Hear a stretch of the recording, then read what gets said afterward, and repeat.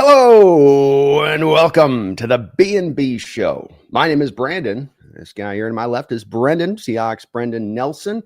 And we do our weekly link up here on Thursday. And sometimes we got some stuff to talk about. Sometimes it's a little slow. But this week we're going to have quite a bit to speak on, not just only with the kickoff of free agency and a couple of players added into the mix here for Seattle, but also kind of a little bit of a potential little shift in the direction that they've gone this offseason for where the team seemed to be heading this upcoming year. Brendan, it's good to have you in the house, man. How are we holding up? It's been a very long week. This is always the busiest week of the year for my channel because I do the full free agency streams. I stream 40 hours this week, just talking about everything that's going on. And I mean, that's not easy to do, but I'd say all things considered, things are holding up well. We're closer to the end than the beginning. We are indeed. Yeah, we're definitely getting you're down the home stretch at least. You've gotten through the hardest part, that's for sure. And quite a little warrior. They're going out every day at 9 a.m. on that. I can't get up that early on. I'm like, I'll do 2-ish. I'll let it roll out. But you've been awesome picking that up throughout the week on that. Guiding the 12s through with it. Since we last talked, we've had some pretty big shifts and changes overall. And I think that certainly we can get into some of the individual signings. But I think that probably what's more important at this point is to kind of get a general bearing and sense of where you're at with the moves overall. Specifically, we got Geno moving, DK moved, bringing in a Sam Darnold. I mean, that's kind of the three stack of 1, 2, 3 as it sort of went. I know that you've been a little bit down on it, but where do you stand right now on your feelings on that? I want to see how things play out ultimately before I really judge anything. I want to be clear about that. We are one breaking piece of news away from our perspectives completely changing for the better or the worse, by the way. It could be, but the story is not yet finished. The story is not done being told yet. I want to be clear about that. And we don't have a football game next week, right? We don't play football for 6 months. There's plenty of time to do things that could change our perception. Right now, I'm not really loving this. I have to admit, I'm not super into this right now. I thought I had a pretty good idea of what was going on after the trades last week, which I don't want to say that I supported those trades because I definitely wouldn't say that, but I was open to it, especially with the stuff that may have been going on behind the scenes. And again, we don't really get to know what goes on behind the scenes. We had reports come out. The reports often contradicted themselves, so we don't really know what to believe, I feel like. So I was certainly open to that. But the way it seems to me, and I really do feel this way, it feels like John kind of I do feel like we got blindsided a little bit this offseason. I think the plan was, okay, we're going to go into 2025 and go for it. We're going to try to make the run. We're going to try to put together that great team with what we have. Oh, the players that we have want too much money, so I don't want to give them that money, or, maybe not too much money, but more money than we were willing to give, whatever. So we're going to trade them. And now instead, we're going to try to do that same thing just with different players. I'm not a big fan of that. I would have been wholly supportive of something that was a little more ambitious or less ambitious than this. What we've done so far, and I'm sure we'll break down each move individually as the stream goes on, it kind of just feels like you're trying to lock yourselves back into the cycle of mediocrity that you were theoretically trying to break. That's kind of how I feel about things right now. And I'm not big on it. Again, I want to stress this free agency period is far from over. I'd argue we're not even done with wave one yet. This is still wave one of free agency by some definition. Mm-hmm. So I don't want to act like I've already decided how I feel about this and it's immutable. Yeah. But right now, I'm not sure I'm really feeling this. I think that's a fair enough outlook on it. I mean, my standpoint on it is that, and we talked a little bit before the stream, but I think that what I wanted to see was this team to take a step back. And would I like to have seen them take the step back in the way where it was in total, in full? When it comes to a guy like Sam Darnold, for instance, that it's not necessarily you're giving any kind of significant money, that it is just a low-end deal at that point to get through on a bridge situation. That would have been more of the ideal in taking this road a bit. But I don't feel like they're also taking the middle ravine like we talked about either here. And when I do look at these deals, there is not that future commitment. there was going to be way more major commitment, I think, to the Geno Smith and the DK Metcalf thing. And my opinion on it is that I don't think that John was caught off guard on this. I think he pushed those two situations to occur in many ways. And what I mean by that is that we heard that he had not negotiated with Geno Smith moving into last week. They hadn't had talks to the camp. John was on the reporter as saying that, which is, I thought, kind of a strange oddity at that moment, as you're on the precipice of free agency and you haven't even gotten into talks yet. That to me was a little bit of an indicator. Dangling DK Metcalf the week before DK requests the trade was, to me, John driving that situation a little bit and sort of making it happen. If I was to put him on a lie detector test, I bet he'd say he didn't want to give DK or Geno those big monster contracts. And while you haven't gone, like I said, to that whole take the step back and really dive it down to grab a kind of just, cheapy, creepy quarterback rather than spend a 3-year deal like they did, they have for the most part been in this lane of things. None of these deals are going to put us on the hook for much longer. You're not totally bouncing out of next year as far as like not tank or like not trying to contend. There is a narrow doorway by which you could potentially get through into contending. But the point of it is that you weren't going to push hard to try to contend like you would have had to have done with a Geno and a DK deal, because then you're really not only doing those deals. Now there's a whole lot of probably other deals you're having to formulate as well, because you are going for it so hard, which means all that much more future cap space, future potential draft capital you sacrifice to make that happen today. So it feels a little less scrambly to me, like it has in years past in that way. And but that's just kind of my outlook on it. I don't think he was off guard on that. I think he understood what's up, or I think he would have probably been negotiating with Geno earlier. Right. I just feel like if you're going to go that way, you should commit to it a little bit harder. Don't give a 3-year deal to Sam Darnold. Don't bring back Jaron Reed. Don't sign DeMarcus Lawrence, these older players who are only going to be good for probably at best 2 more years. Like, that's the part I struggle with. Like, why bring Jaron Reed back and block Byron Murphy from playing his natural position? Why? And don't get me wrong, in a vacuum, I think the DeMarcus Lawrence signing is great. We'll talk about that later. But why bring in an older player that you're hoping at best to get 2 decent years out of? Why not go younger here? Why not save your cap space? Why not roll stuff over? I understand that they can't treat this team like a hedge fund or a stock portfolio where they just strip everything down and just publicly say, look, we're not even trying to win games this year. They have to at least give the illusion of trying.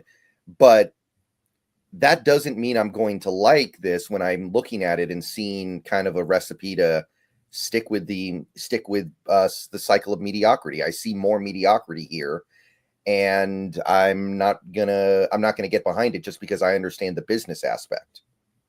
Yeah, I think that's a fair outlook on it for sure. I think for me, it's more of just it's really a concentration to 26, and I don't think that you're necessarily in this camp, but I think a lot of people were coming into this offseason with some expectations. And that's that we're at 10 wins. So now we're going to push hard to next year. And again, I don't think it's necessarily you, but I think this exists out there where there's a sense of having the rug pulled out from under them because of the fact that the team didn't do that. Yet they are doing some of these moves which still have money coming out of pocket. And again, I think that's a fair point. Jaron Reed being re-signed was not one that I necessarily loved myself either. And it's really about Byron Murphy on that. Or what does this mean for Byron? How is he going to find his way onto the field as a nose tackle when Jaron's going to be eating up a lot of those snaps behind Leonard Williams? That's as much as anyone on these signings that I'm probably scratching my head out, I think, beyond that. And I do think with Sam Darnold, why, me, I'm not a big Sam Darnold fan, but I do think with this as well that you might be creating a situation where you do have a bit of a commodity here if this thing does work out, where there's a little bit of money with this, but there's also an upside to this where you come out the other side of this if he does play well. And now you have a quarterback that's on a relatively cheap deal that, let me take you through a scenario like this. Let's say he plays pretty well next year. And you're into a kind of a mediocrity state, 9, 10 wins, whatever, right? 8 wins, whatever it is. But he plays pretty well. And then the Bengals with the Joe Burrow situation finally get to a place of like, Joe's like, I'm done. I'm freaking tired of this. And now you have an asset in addition to the draft picks that you can throw to them being a cheap quarterback on the other side of it who's pretty good to entice them on that kind of deal. And that's just one given spot, but something that could work down the wind on this if it does work in this way. And the money's not so substantial at this point that it hamstrings you. You have signed what is a blue collar contract. That doesn't usually exist in this NFL, period on that. And so it's not as much where you're throwing $45 million at this guy, which was reported. We're hearing from Geno, it's 45 in 4 years. I mean, that's where you would have had to have reached to essentially if the numbers are right on that one. And so I think there's a little bit of that there too, where I know the money, but there's the commodity aspect of this, where you get through a year, there's 2 years left on his contract. If it's a Burrow-like situation or just a quarterback situation like that presents itself, that's an improvement over what you got. Now that becomes a bit of an enticing piece of the puzzle for the team trading for them because they have their quarterback replacement in-house. Yeah, that'd be great. I think that, it's a bit of a long shot to say that you're going to have the opportunity to get somebody like a Joe Burrow. That happens so rarely, but that'd be pretty sweet. That'd be something that would get the motor running for sure. But right now, I would say that's, I wouldn't bet my sanity on that right now, right? It's just something that's like, if it works out, great, but there's a lot that needs to happen for us to get to that point. Yeah, no, there's a lot of work that happened, but I think that's my point to it too, which is why this year wasn't the right year, is that it's obvious this team doesn't have the ability to really go out there and spend money in free agency on offensive line. So you're going to have to get this line fixed up by the draft class mainly. I mean, maybe we hear Tevin Jenkins come down as a signing, maybe, but even that one is a guy who plays really well, but has a lot of injury concerns. You're not going for really prime guys there. And there was a good chance that this line was going to need another year to get that cohesion, chemistry, development going along, to be right, to be at its best for 26, to be at a place where now you can contend. Because I think if you try to push all these boats into all your chips in the center of Chack here and really gone heavy, I think you're still finding yourself light in areas where you might be kind of good, you might be getting to the playoffs, but I don't think you would have been a contending team. Do you? Do you see the pathway to, if they retain Geno Smith and DK Metcalf at this point, that there was a 2025 where they would have been in that state? Yeah, I do. How? I'm not saying it would have been easy. It would have required spending money. You're right. If they can't spend money, then they can't spend money regardless, right? And that's another conversation we need to have about the ownership. You're right about that. I agree with that. But, as a fan, that's something that I'm not really interested in being accepting of. I can accept that it exists, but I'm not going to say that, well, this is the case, so now that I like it. Or, excuse me, now I like it because it's the case. Well, I don't think it's a matter of having to like it. I think it's more of just that, is there a plausible explanation that makes sense intellectually speaking for the direction of why they go? I don't think that then is a requirement of you've got to be like, I sign off on that, but it makes sense as opposed to they're just completely operating out of crazy town. Yeah. I mean, I think it's very clear there's something going on here with this franchise. I don't want to get too deep into that because it's all just theory right now, but it does seem like there's something going on with this organization that is holding them back. And look, I'd be completely on board with that. Just saying, look, let's say Jody Allen's planning on selling the team, and that's why she doesn't want to really overextend herself right now. That's fine. Again, what I would say then is scale it back a little bit more than you already have. Be more ambitious or be less ambitious. I don't like kind of hanging out in the middle here. I think that's a fair way. That's a completely fair point, Brendan, and one that I would certainly share in general terms. And that my outlook on this offseason would have been to the full step back. It's a partial step back. I do think it's more step back than it is middle of the road overall, but there are some elements of middle of the road nature to them in certain degrees. And you're right about the ownership stuff. We don't really know. I think that this comes a little bit out of the Fry stuff, and we didn't get a lot of confirmation of that. The 5th-year deal that was added on to it is also, I think, a part of this that makes a lot more sense than the ownership coming down on that particular point, being that I wouldn't have wanted to give Fries a 5th year either. So the 4th year was what we were hearing about. The argument was over that Seattle wanted to do the 3-year. The Colts were willing to offer the 4th year, but then we come to find out there's actually this magical 5th year involved on the contract. And you go, I don't know if, because that's where all this ownership stuff reflects out of, and where we're starting to pop out of was that situation. But that situation was misreported at in the initial point of being the 4 to 5 years. Yeah, and then there was another report that said we were fine with 5 years. We just wanted to give him a physical. And the Vikings said, hey, you don't need to get a physical. Just come here. We'll sign you right now. And yeah. And look, I don't really think I wanted Will Fries for that much anyway. He's a right guard. I'm hesitant to give a right guard that kind of money personally, especially one that's only really had 5 games, right? We're talking about somebody that was pretty forgettable in this league until last year. He started to break out for 5 games and broke his leg. I think it's probably correct to not give that guy that monster contract.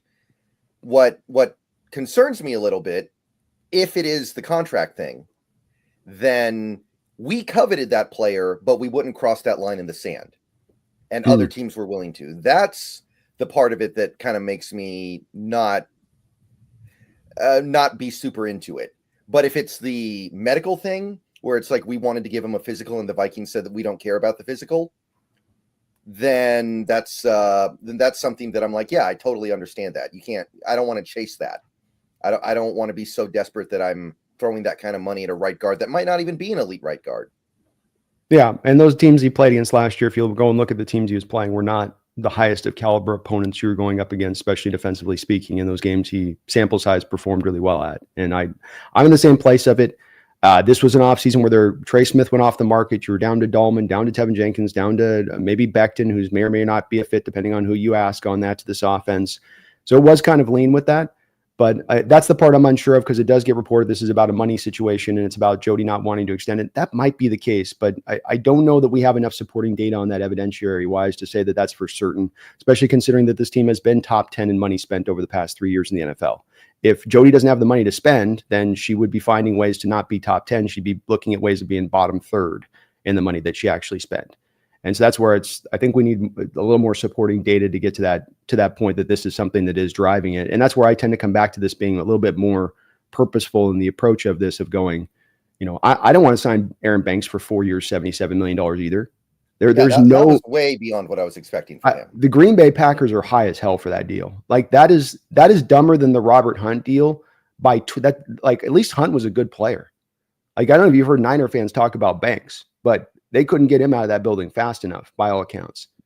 And yeah, I do think Banks is good, but he's a Shanahan offensive lineman. He could very easily be looking much better than he is. There's a real risk there. There's a real risk. The fact that he's probably going to get more money than Tevin Jenkins, and I know Jenkins has some injury concerns, but I think it's kind of crazy that he's going to get more money than Tevin Jenkins. Yeah, because it's only he's such a better player as Jenkins than Banks, but it's the injury concerns that are just dinging him that hard to keeping him back on it. So we'll see how this plays out. As you said too, we're a couple days into free agency. There's trades that can come about. There's some other supporting moves within this that can make the plan look a little bit different and maybe better when we kind of see how it all functions out. Mm-hmm. It does seem, as we stand right now, to my eyes, though, Brendan, that we're probably going to need to be double dipping in the draft for the offensive line in the first 3 rounds, aren't we? Yeah, and that's something that I will never support. For one, it forces you to reach for need rather than drafting BPA. And for the other, it's just not a very good idea to bet on rookies playing at a high level of football. Any rookie, but especially not a rookie that you're going to get in the top 15, right? Like, how often does a rookie come in the league and just immediately be some high-end player? It doesn't happen very often. And when it does happen, it's usually those top-of-the-line blue-chip picks, guys in the top 10. Christian Haynes is a great example. I like Christian Haynes. I think Christian Haynes will be good, but he was beyond unplayable last year. He was literally not capable of even playing, much less playing competently. Agreed. Yeah, I have the same concerns here. That's why I did want to try to get this offensive line figured out before we get to the draft, rather than making this the need. And it's more, you just have no choice but to do that now. And that's very likely to lead you to reach for need. And as you said, rely on young players that are not necessarily something you can count on to be able to go for a full season. They all hit the rookie wall, even if they give you a good, it's like Cross and Lucas, they'll give you a good 10 games and then they get a little, tired and body starts to break down a little bit, not at their best through the back home stretch of things. It's not always a good route to go on this, but they've kind of stuck themselves in the pickle. I think even if you sign Tevin Jenkins, you're probably still in that pickle. You need another left guard. You need to figure something out better at center, theoretically. We know they tried to get Dahlman, so you're kind of going to have to do it no matter what on this, aren't you? Come hell or high water. Yeah, I agree. And I just feel like if this was going to be the approach, then maybe you shouldn't sign some of these older players. You shouldn't sign some of these, like I know we're in alignment on Jaron Reed. I know we're in alignment on that. We don't really get that one. And I think Jaron Reed's a good player. That seems to be something that people don't understand when I talk about this. Jaron Reed is probably worth about the contract we gave him in the modern NFL based on the way he's played the last 2 years. I think that $8 million a year is about right. And it's a very easy to get out of deal if you actually look at it. It's like a 1 year, $8 million deal or a 2 year, $16 million deal. Really, it's actually very well structured. It's just, I don't think it's the right signing for this team at this moment. Same with Sam Darnold. That's a pretty good contract for Sam Darnold. I can admit that. And I'm not a big Sam Darnold fan. That's a good contract. It's not super long-term. It's not massive money. It allows him to just be an okay quarterback, and you still didn't get robbed of anything. But I think it's the wrong time to sign a player like that. That's kind of how I feel about it. I don't know. I'm just not as big a fan of this as some people. I like it more than some people. Some people hate everything. Some people just hate life right now. They're, in a vacuum, these are good signings, but I had an analogy, and I've said this analogy on stream. I think I tweeted it a couple of days ago. I made an analogy. Could you indulge me for a couple minutes to repeat the analogy? Go for it. Yeah. It's your stream. I don't want to do this. No, you're good, bro. And only nerds are going to get this one, but it's okay. I think there are enough nerds here. I postulated the scenario where a couple years ago, Warner Brothers decided they were going to remake Batman v Superman.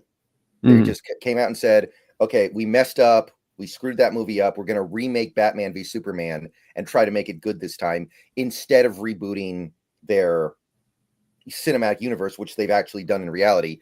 So then they come out and then they say, okay, we're going to bring back the same director, Zack Schneider. We're going to bring back the same screenwriter, David Goyer. And it's going to be, for the most part, the same screenplay that we work with. But what we're going to do when we remake it is we're going to recast Ben Affleck and Henry Cavill. It's the same movie. It's the same movie. That's what it feels like right now. You recasted a couple of the lead characters, which would be like Geno and DK, but you're keeping the same team building philosophy that got you to where you don't want to be over the last several years. That is kind of how I feel about this. And I'll be really generous. I'll say that when they do this hypothetical Batman v Superman remake, they keep some of the good actors. They get rid of Jesse Eisenberg, let's say, because he wasn't good. And maybe they even improve the dialogue a little bit. Maybe they make the dialogue not terrible, but it's still the same screenplay. So it's still a bad movie, and it's still, I don't think, a very good way to build a football team. So I'm not a fan. I think it's a fair outlook on it. I think the thing that's a key difference to this year and remaking this movie in this way, to use your analogy, is that in other prior years, I think that there was way more of a push of sacrificing that future space for today, for that middling movie of today. I think what you've done in these deals is you've gotten deals signed, but as you mentioned with the Jaron Reed after 1 year, this DeMarcus Lawrence, if you have to get after it out of 1 year, I would estimate you probably will be able to do so without eating a substantial amount of money. Darnold, there will be a way out of after a year. There's absolutely a way out of it after 2 years. And so you have provided yourself flexibility for the future and how you move. And that obviously then would require them to take a different track in the future of, okay, now's the time for us to do. We got the line in place. Oh, we got our quarterback in the future. Okay, now we've got to operate a little bit differently here than how we've done. And that remains to be seen if they will do that time, Brendan. I think that's a fair criticism to say that you don't think that maybe are able to do that. Maybe John's not capable of doing that. But I think that that's the difference to me from other prior years and looking at some of those contracts, is that there are outs here. And that's what gets me into thinking this is more of that step back, is that it's not a ton of substantial money thrown around. It is stuff that you can get out from very easily within a year from now, if you're looking to, make more of that different pivot, really engage things at that point to be that contender and really go for it. And it's not about now 1 year deals, that now you're actually strapping out a couple of more of those 3 and 4 year deals out there, maybe.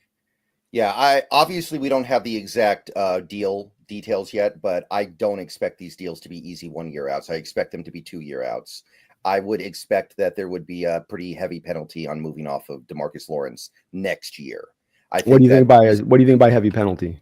I just think you'd still have to pay him most of his money anyway. I think it would be something that you would really not want to do. And again, we need to see these contracts. Give me an actual money on we wouldn't want to do, because I think I want to be kind of key on this, Brendan, because the Seahawks have the 5th most amount of cap space as it currently stands for next year. So when I say you can get out of these deals, I'm saying, okay, catastrophe strikes with Darnold, he's awful. Catastrophe strikes with DeMarcus Lawrence, he's awful. And we don't have the numbers, but I think I want to get to this a little bit, because we may have a different outlook on this, on what we're thinking dead money hit goes. I think with a guy like DeMarcus Lawrence, you're probably looking at like $11-12 million hit at most, as far as a hit if you release him. And when you're sitting on the 5th most amount of cap space, I don't think that that's significant, especially when 27, you have top 2 amount of cap space as far as moving money around. And again, this is with the thinking that in 26, you do have the team better put together. You have your offensive line in place. You're more ready to go as far as a team to go out there and contend. Like, let's say Sam Darnold's dead weight, but you've drafted Jackson Dart and he's awesome, right? Or whatever you would do with that.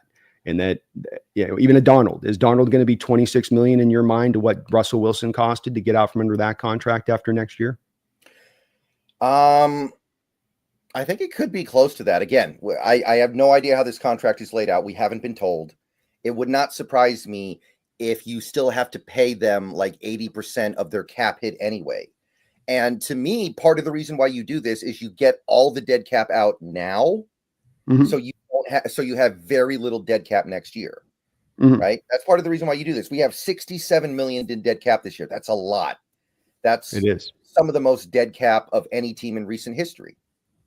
Absolutely. So I would like to say, okay, we're going to do this now, so we don't have to deal with dead cap the next year. Which I think, like, just an example. I think 2 years ago the Rams had like 0 dead cap because the previous year they had an ungodly amount of dead cap. 57 million. Yeah, something like that. So if you're going to say, okay, we're going to take on 11 or 12 million dead on DeMarcus and then maybe 20 million dead on Darnold, I'm like, well, great.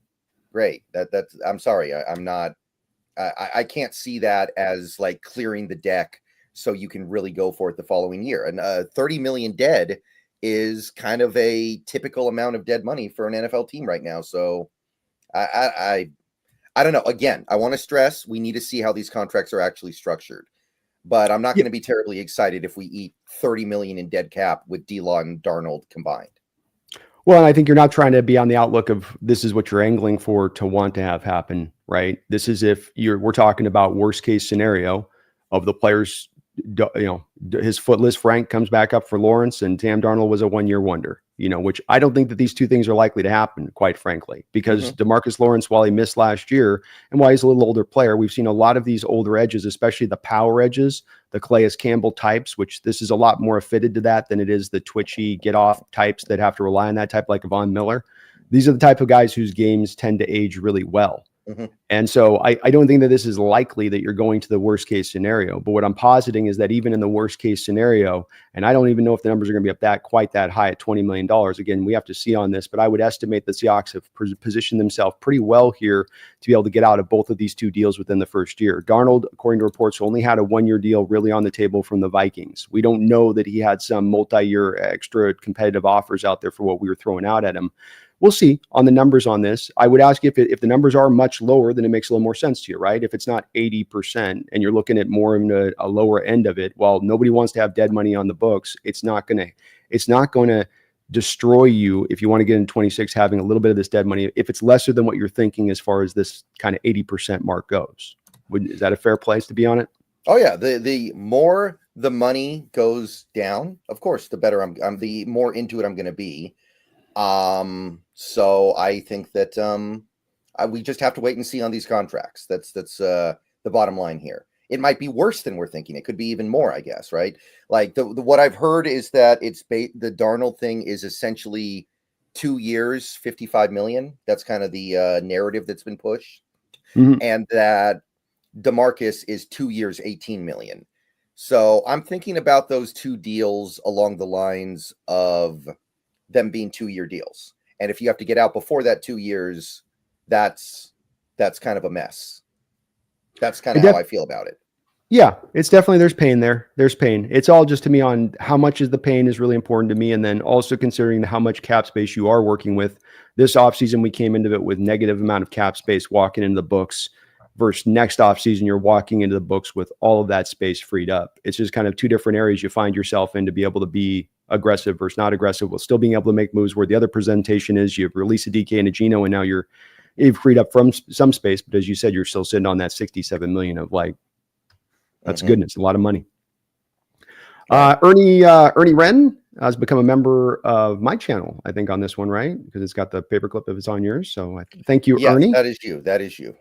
Appreciate you for becoming a member on the channel. Welcome aboard, my man. We're going to be doing a call-in show on Saturday for members of the channel on my show. So 3:00 p.m. Keep an eye on your community post for that, Ernie. That's where I put the benefits for members. Nolan, thank you for the $5 donation. Nolan says, Geno and DK already equaled mediocrity. Those two just being more expensive and older didn't seem like a winning strategy to me. Yeah, I can't see it this way. I cannot see it this way. To me, this is like saying that Batman v Superman was bad because Ben Affleck and Henry Cavill gave bad performances. I think they're good performances, but even if they were bad, that's not why the movie was bad. Sorry, I keep going with this analogy. It's something that I've been crafting over the last couple of days. So I don't know. I cannot see it this way. I think there were reasons why this team was mediocre that had very little to do with them. Yeah, I think more than he's saying they're mediocre, I think he's just saying that the situation equaled out to mediocrity with them on the team. But I think you'd counter that as saying get the other better supporting parts, and then it wouldn't equal out that mediocrity. Mm-hmm. Yeah, but I'll say this. If you put Sam Darnold behind a bad offensive line, throwing to bad receivers, which is what we have right now, mediocrity might be the best case scenario. If it's a 4-year, $200 million deal that you would have had to have matched for Geno, would you have done that deal? 4 years, $200 million? Or 4 years at $45 million? I mean, probably not, but I didn't hear anything about 4 years. I heard the 45. I didn't hear anything about 4 years. We'll see what he gets from Vegas, but I haven't heard anything about that. But if it was 4 years at 45, you would not have gone down that road. I don't think I could have. I would have been frustrating, but I probably wouldn't have. But what I'm saying is then there are other you would have gone cheap quarterback. You wouldn't have gone Darnold as like I'm looking at, somebody like Mac Jones just got $3.5 million a year. And Mac Jones isn't good. I'm not excited about that, but at least it would have been irrelevant to the future of this team. Somebody like a Zach Wilson would be really cheap. You could get somebody like an Andy Dalton. I get it. Yeah. The true bridge quarterback, because some people have tried to say this is a good move because Darnold is a bridge quarterback. I don't consider that Darnold to be a bridge quarterback. I don't. To me, a bridge quarterback is someone in the Jacoby Brissett tier. Darnold needs to be a little bit better than that, and he's more expensive than those guys too. So. No, I get it. And I'm with that too. I would have been in this. My strategy and approach this offseason would have been, if we would take the step back and go all the way with it. I think we've gone most of the way, which is why I'm not going to quibble with it, because they've gone most of the route that I wanted them to go with this. But I agree with you that take it all the way with it would have been even better to be able to just keep the quarterback position cheap. And the one upside to me on it is that there is still then some hopeful potential for 25. Not that I'm counting on it. Not that I'm going to say that they're a 12-win team in my predictions. Quite the opposite, Brendan. But it does open at least a little bit of hope, which isn't the worst of things on that other side of it either. Thank you, though, Noel. Appreciate the donation. Snail, thank you for the $2 donation. John set the expectation, just like Jerry. All in. I haven't heard John say all in. I haven't heard that. I'll admit that. I haven't heard John say much, honestly, since the trades. I don't know. What has John said since the trades were punched in? I think he has a thing on Seattle Sports Radio coming up soon, but I don't think I've heard much from him since. I haven't either. I think he does have a show coming along the track of things. But I'm unsure on that one as well. I don't know. I think you're right. I don't remember him saying that he was all in and that they're planning on being, super aggressive and getting after it, really. In fact, just the opposite. They were being kind of a little bit coy with their approach, I felt like. Because they're telling you they love Geno and DK, and then they did the Russell Wilson Carroll thing, two days turn around and move them. Yeah. I don't know. I mean, I'm not really upset at GMs or coaches for not being honest publicly about their intentions. No, me neither. It'd probably be a pretty bad idea to be honest about your intentions. Yeah, probably so. I would say that. I mean, that's where, to me, if you did want to do the step back, I think that's where you could be honest with your intentions, and then you can sell it to the fan base a little bit more rather than you trying to tell them you're trying to contend, but you're making all these moves to take a step back. That's where you can kind of annoy people versus saying, hey, look, we're negative this amount of money in the cap. We got a 35-year-old quarterback we're going to sign to a 4-year deal. We don't want to do that. So we're going to reset this, guys. Just set your expectations. Understand we're going to get this right, but we've got to get our parameters right. And that would have been maybe a tough sell, but that's where you, to me, could have come out there and done that if you wanted to. And I think, though a lot of the fan base would have been mad, I think they would have at least to a degree understood what they were doing. Yeah, exactly. And maybe Jody's not down with that. Maybe Jody's, concerned about things like ticket sales, and she would never allow somebody to do something like that. And that's what I'm a little bit afraid of here, that's driving the Darnold signing, that's driving DeMarcus Lawrence. They know they're not really going to compete in 2025, but they don't want to, but they want to try to find their way to like 8 wins again, at least so they can keep their jobs. That's what I'm worried might be driving this. That's the part that I'm a little shaky on. Well, and I think the Jody part is a factor that's worth presenting here and wondering about, because this team has also not been clear about what is the pathway of this own organization going forward. Are you trying to sell the team, Jody, or are you not trying to sell the team? You know, you have the Portland Trailblazers sitting out there, Brendan, in the same limbo state, and it doesn't seem to be helping the Portland Trailblazers franchise either. It's kind of weird how, since Jody's taken over both of them, neither of those teams have done much of anything. And I'm not blaming that on Jody. She spent her money, and I think she's overall done fine with it. But I do got to wonder on this, where you're in this little bit of this pattern of this, of, you know, what's going on here, and is there an eye towards that future sale, and is that eye towards the future sale impacting your approach today in your day-to-day business operations? Because it can't be, you know, it can't be. If it is, it means it's going to hold you back from being a contender. If it is, wouldn't you agree? Yeah, and you know, big picture, I don't think John Schneider deserves any benefit of the doubt at this point. I think he's made a lot of mistakes recently, and I'm not willing to just say "in John we trust" anymore. That's dead to me. That's super dead. I think that's a fair approach to be at with it. It's been many years since you've been in the playoffs here, doing much anything or getting anything done, and you got to earn that right to get that. We trust you. We trust you because you're giving us success. I don't trust you because you're giving me middling results, and I think that's completely fair on that. Yeah, he's had a franchise, I'd say at least top 10 quarterback for the last 10 years in all but maybe one season. Maybe 2021, you'd say he didn't. But he's had a top 10 quarterback every year for the past 10 years, and he's done nothing with it. He was able to pull off the Russell Wilson trade at the exact perfect time. He found another really good quarterback by accident, and then he did nothing with it. I think, to me, that's actually points to more him doing a bad job than even an average job. A little bit of a lighter shades of sort of Green Bay with the Favre Rodgers thing, right? 30 years of Hall of Fame quarterbacks, but you only come out of it with two championships, 2 top 10 quarterbacks all time, probably. Yeah, you only got two championships to really speak on for it. Three Super Bowl appearances.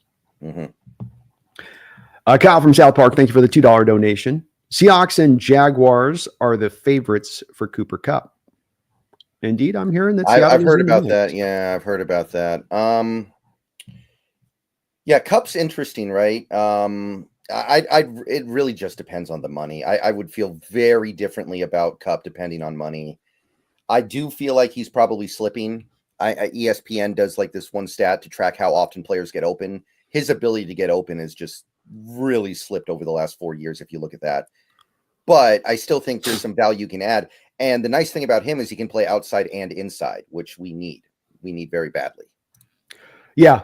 Price and cost is going to be an important part of this, and you do get a little bit worried when you're hearing about so many teams in on Kupp the second he's released, which you start to think, well, does that push this up to multi-years rather than the 1 year?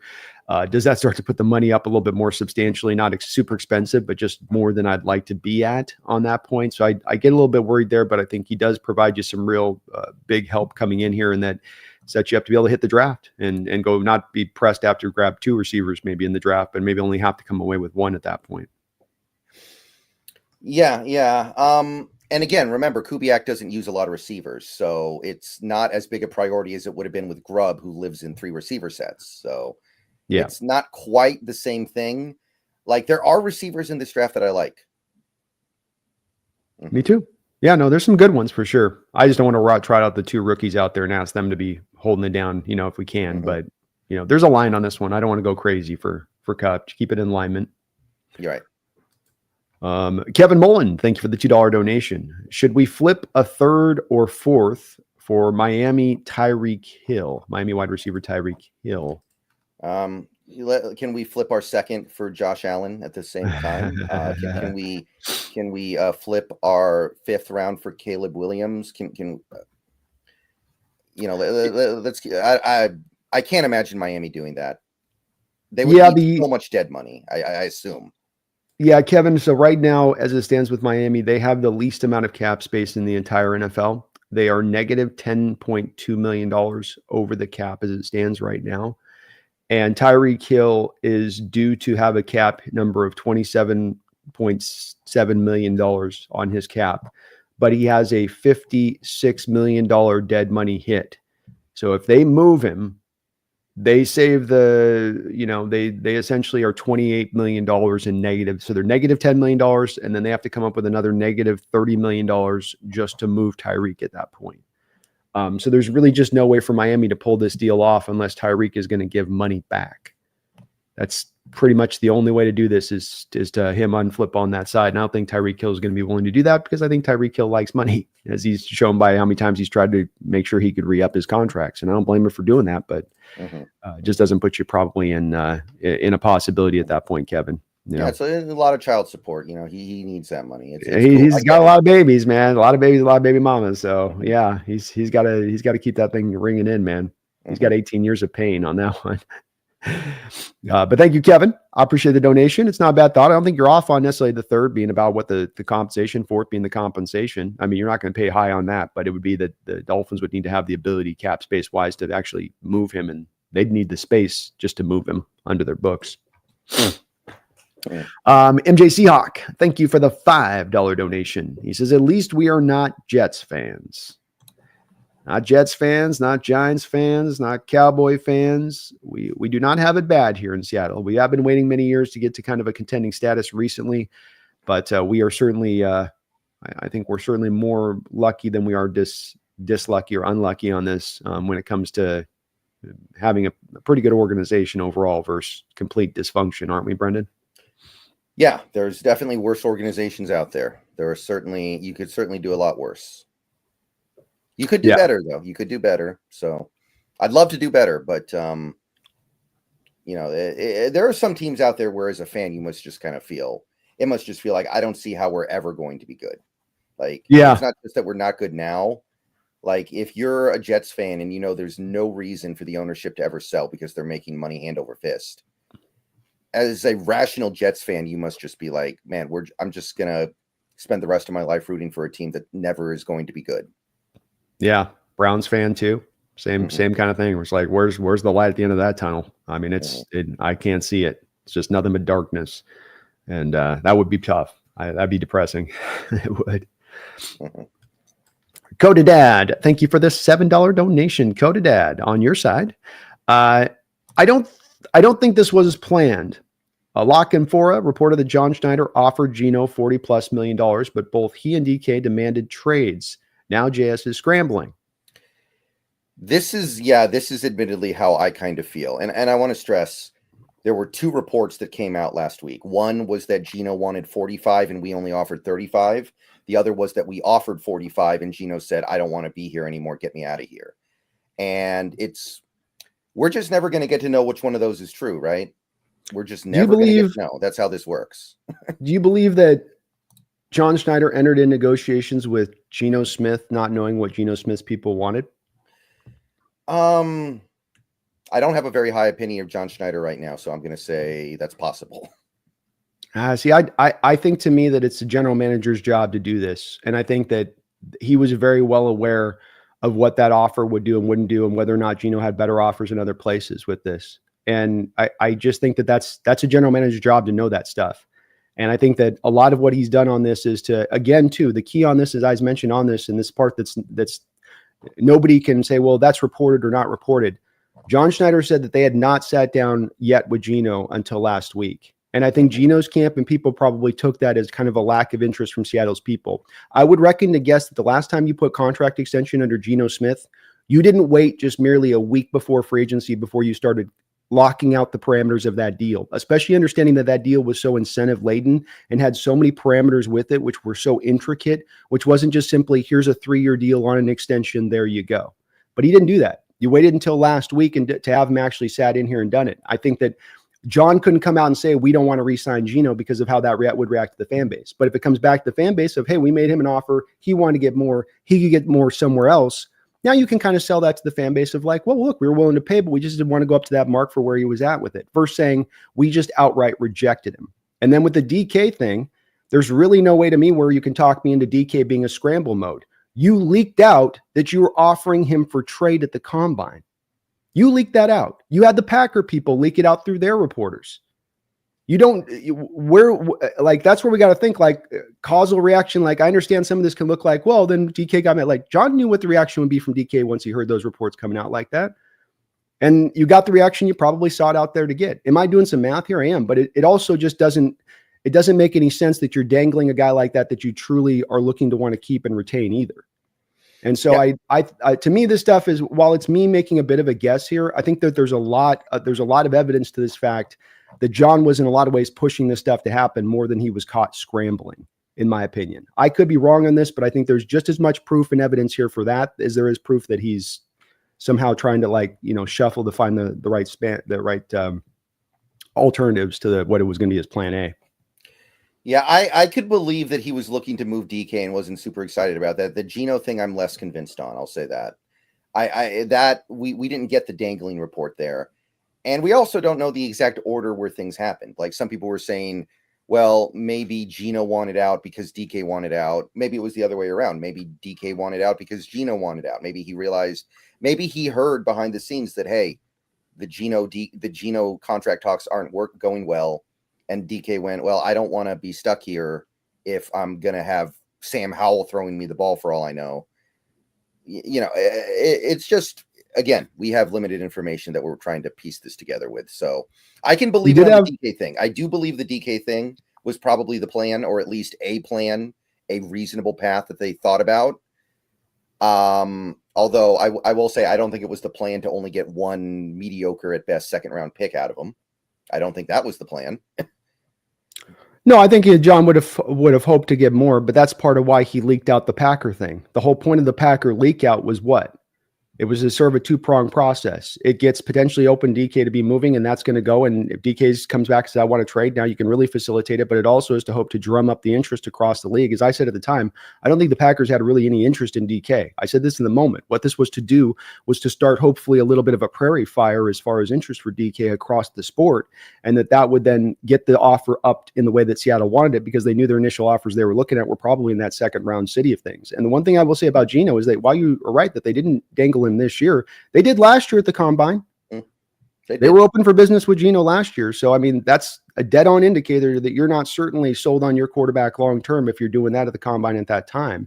So that's where I keep coming back to. There's a lot to me on this one that shows that, Johns was kind of, I think, subtly pushing this along. I don't know for sure. I'm not saying that I 100% know this is the case, but that's a bit of my given instinct on this, because I think there is some of this stuff to this. If you have your quarterback and you love your quarterback, you're not dangling him at the combine a year out from giving him a contract extension. If you love your wide receiver and your star wide receiver and the intentions to sign him to a contract, you're not dangling him out at the combine and then making sure on that one it gets released on both sides. You have your reporters getting erased out of Seattle, and the Green Bay reporters are you want to make sure that everyone heard that all across the nation, essentially. And now, you presented that.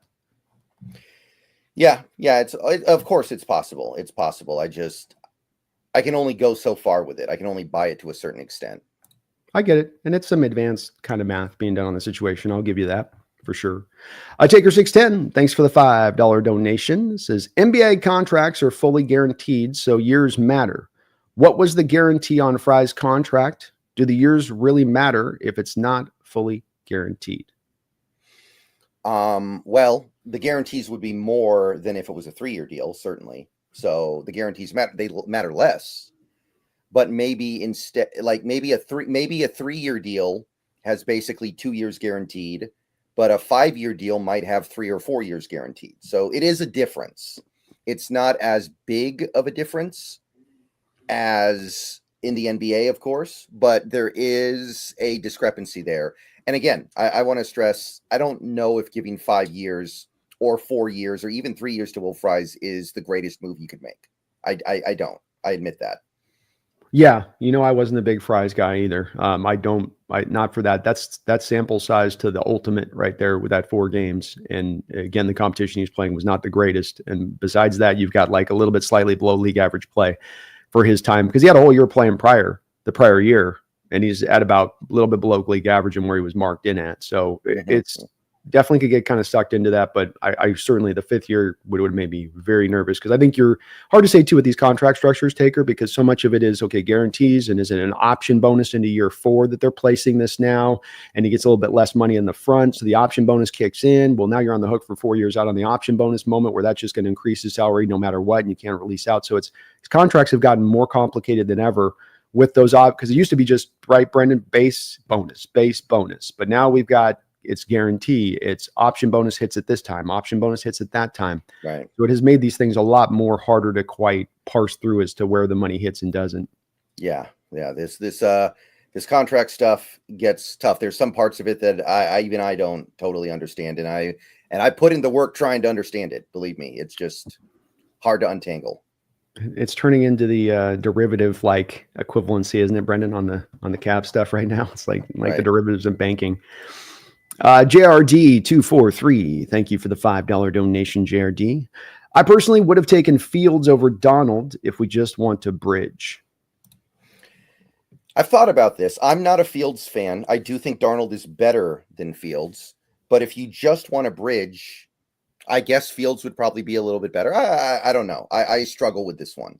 I do think Darnold at least has some upside that I don't believe Fields has anymore.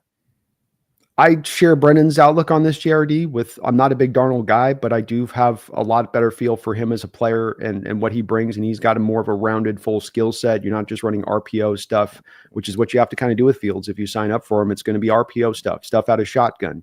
Well, this whole offense is really built around doing more under center stuff. So you're bringing a quarterback that doesn't quite really fit the offense. And as well, I could maybe get on board on Fields if you're around like a 1 year, $10 million deal. But that guy got 2 years, $40 million. Yeah, so, and it's not an easy out after 1 year, by the way. I looked at the structure. It's not that good. So it's really almost an equivalency contract. If we come to find Darnold's deal is really truly the 2 year fit, about 50, you're spending a little bit more for a guy like Darnold. And I think you're getting a vastly superior player who's capable of running your offense. Yeah. And that's, I would have been okay if you want to go Fields on just the 1 year, but it's got to be cheap then. It can't be 2 years, 40. Especially not if I can't get out after 1 year. Yeah, I mean, I think that, I said this on stream yesterday. I'm not a big Darnold guy. I don't think he's that good, but he could be as good as Jared Goff, right? What does Jared Goff have that Darnold doesn't have? If anything, Darnold might have a little bit more in his toolbox to work with.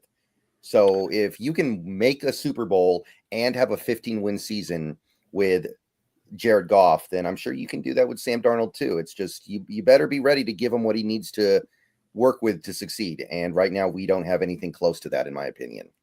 Especially when it comes to the offensive line. Those are quarterbacks as much as anybody, I think, that are as reliant on having an offensive line in front of them as much as anything. And we don't have that. And I know there's a lot of debate here. I think Darnold is not massively worse than Geno. I do think he's worse than Geno by a noticeable amount.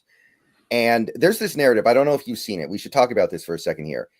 There is this narrative that has emerged in the last week or so that Minnesota's offensive line was about as bad as ours last year. Mm-hmm. Like there's this one website, I can't even remember which one it is, that had the Seahawks pass protection ranking at 32nd, literally last, but then it put the Vikings at 30th. Right. That is not consistent with any other website that I've seen that tries to composite pass protection rankings. Yeah, their line was not as bad as our offensive line was. That part is substantial. There's a difference there. Run blocking and pass blocking was better with the Vikings last year. I saw the same stat you did with it. I think that there's a lot of close similarity between Geno and Sam Darnold ultimately at the end of the day. I do agree with you that Geno's a better quarterback. And there's two really specific ways to me that Geno's a better quarterback than Sam Darnold. One is dealing with pressure. And this is a major one because Geno got us out of a lot of problematic situations the past couple of years with horrific pass protection. And Darnold is not going to be able to do that for you. Mm-hmm. So that's the main one. The second one would be the fourth quarter ice water in your veins. You need a drive at the end of the game. I don't know if I feel the vibe off Darnold that he's that guy either.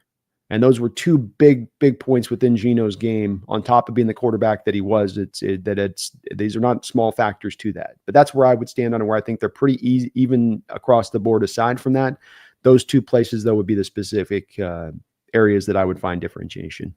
Right. I think that's about consistent. And that's kind of a big deal on this team. Being able to deal with pressure is a very big deal on this team right now. And maybe it won't be by the time the season starts.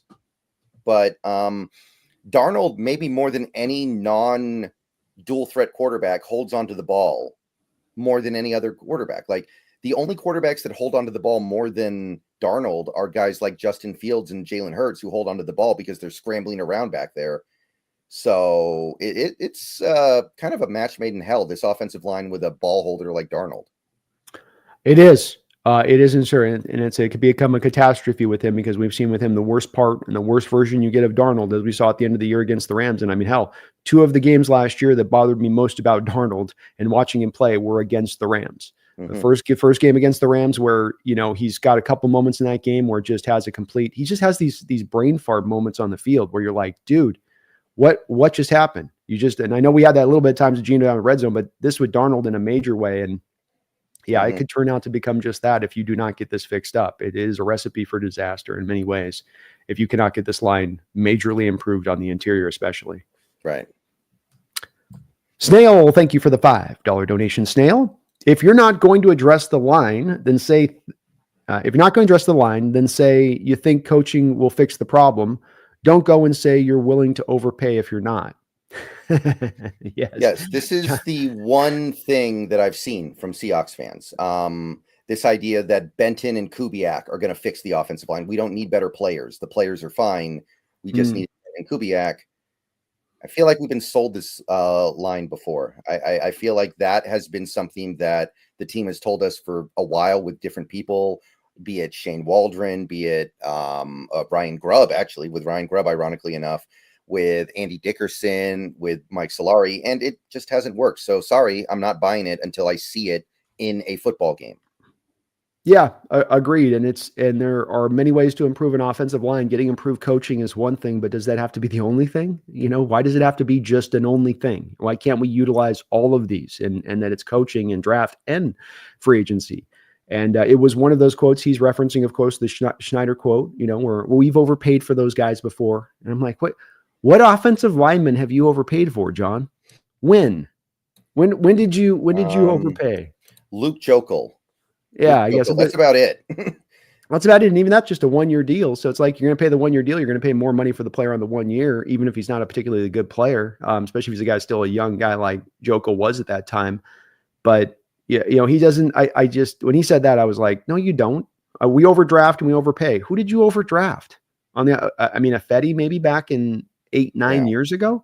But nobody else. It was a quote that he put out that was really counter to what he's done from an operations standpoint of things.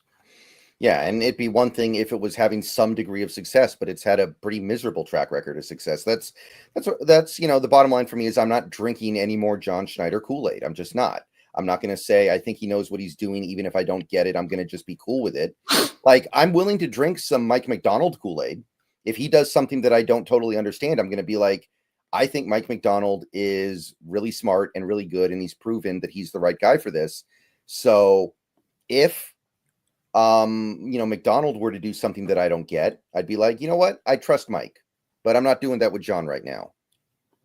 I think it's fair enough. Again, his track record is what it is recently. And, he's got to kind of bring us back into the fray on that, I think, and sort of prove to us here that this thing is, he's got the right view of this and assessment, and we're guided in the right direction, and we'll see. But I agree with you. I do have a lot more faith right now where we stand with Mike, especially when you have McDonald, maybe perhaps having the best pick of last year's draft in Tyrese Knight, at least as far as performative level wise. I think Byron Murphy will be fine long-term, but last year he was your best performing rookie. And that by all accounts was the guy that Schneider looked over and said, who do you want here in the 4th round? He said, give me Knight.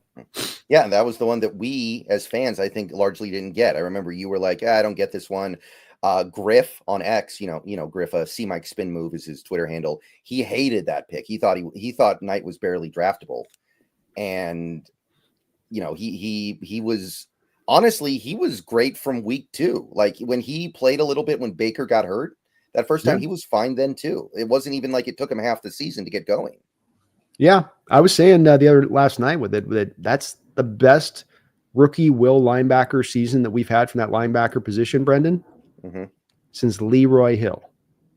Like that's how long back you got to go. That's 20 years since you had a rookie quarterback performance of this. Well, type. The only other guy you could even consider is KJ Wright, right? That's the only guy who you can even have a conversation about. And but Knight he didn't have come close to that rookie year. I mean, Knight was better. Yeah. So it's very impressive. That's where I'm hearing some people talk to me about still being open to being taking a guy like Jahad Campbell, and I go, and we'll move him to the will. And I'm like, why, man? We're rolling there with Knight and Jones. There's no reason to do that kind of move at this point. Yeah, and I love Campbell, but I do too. I don't think you can. I hate to be the guy who advocates for drafting for need, but I do think it's much easier to argue for the inverse. Where if you're really good at one position, you don't need to stack on top of it at linebacker. Maybe at like edge rusher, because I think you can stack edge rushers and there's not much diminishing returns. Yeah. But not at linebacker, not off-ball linebacker. Because you have to rotate them in. Whereas edges, you do have to rotate them in. And there's so many teams that have been so good utilizing that rotation basis, including us 10 years ago when we had all those guys we were able to roll through, from Clemens to Irvin to Bennett to Averill on down the line with that. Right. Long live the King, $10 on your side of things. Thank you, King, for that. I says, I have a theory. Schneider was caught off guard by DK and Geno declining offers. Now is playing semi-safe until more clarity is known. Waiting until in-season trade deadline now to make any huge addition. I hope this isn't true, because, I'm thinking about that in-season trade deadline thing, because people have definitely been talking about that, the possibility of making an in-season trade deadline move. If that's the way you're going to try to address this offensive line, I think that's probably a bad idea, because good offensive linemen so rarely hit the trade block. That's one conversation that I've had a lot the last couple of days. People ask, well, what if we trade for an offensive lineman? What if we trade for Garrett Bradbury, because the Vikings signed who did the Vikings? Ryan Kelly, yeah. And I'm like, well, if he's so good, then why did the Vikings sign Ryan Kelly, and why are they now open to trading Bradbury in a league where there is a significant shortage of offensive line talent? If a team gets a good offensive lineman, they kind of hold on to him like grim death. It's very rare. Like Dwayne Brown, right? Dwayne Brown was one example where a good offensive lineman became available for a trade. And I guess we saw it last week with Tunsil, or not last week, a couple days ago with Tunsil. But it's very rare. So I would not count on an in-season trade to bail out this offensive line. No, I wouldn't either. I certainly wouldn't. And the other part of this too is that, do you want to be making trades for future draft capital when you very well maybe wanting to try to put that capital together to go up and get a quarterback? If you've not gotten one in this draft, you're definitely getting one in next year's draft, I would say. And so you probably want to keep and hold on to all that draft capital as you can to make that roll. So all the more reason you wouldn't really be making that deal. And so this is possible, King, that it could have played out this way. I mean, there's a lot of conjecture on this, and we just don't have a lot of details in the background. I mean, me and Brendan both, for instance, have a bit of slightly different theories on outlook of maybe how this played out in that way. And I think that that's just evidence of the fact that it is a bit murky as to how this exactly rolled out and what was what and what John's real intention was. And it's hard to kind of pin down on that. But we've seen him make real aggressive trade deadline deals. The Dwayne Brown was a trade deadline deal that did come up. But to Brendan's point, it's really hard to pull these guys in. Even Houston, that gave you Dwayne Brown, kind of had the second thoughts and they wanted to pull him back. They tried to do that, but then you just still gave him one more extra pick. So they're like, okay, we'll let you have him then, I guess. Yeah. So, yeah. Real quick, before we move on, what did you think about that Laremy Tunsil trade? Because that threw a lot of people for a loop. Yeah, it throws me for a loop too, because Houston doesn't seem to have any real answers on their offensive line about what their intention is. They're like us. They're going to be walking into this draft essentially being forced to have to grab multiple early linemen in where they're going to be picking.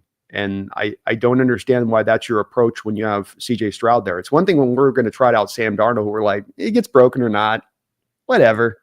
Yeah, whatever. But that's like, you got that guy beaten to hell last year.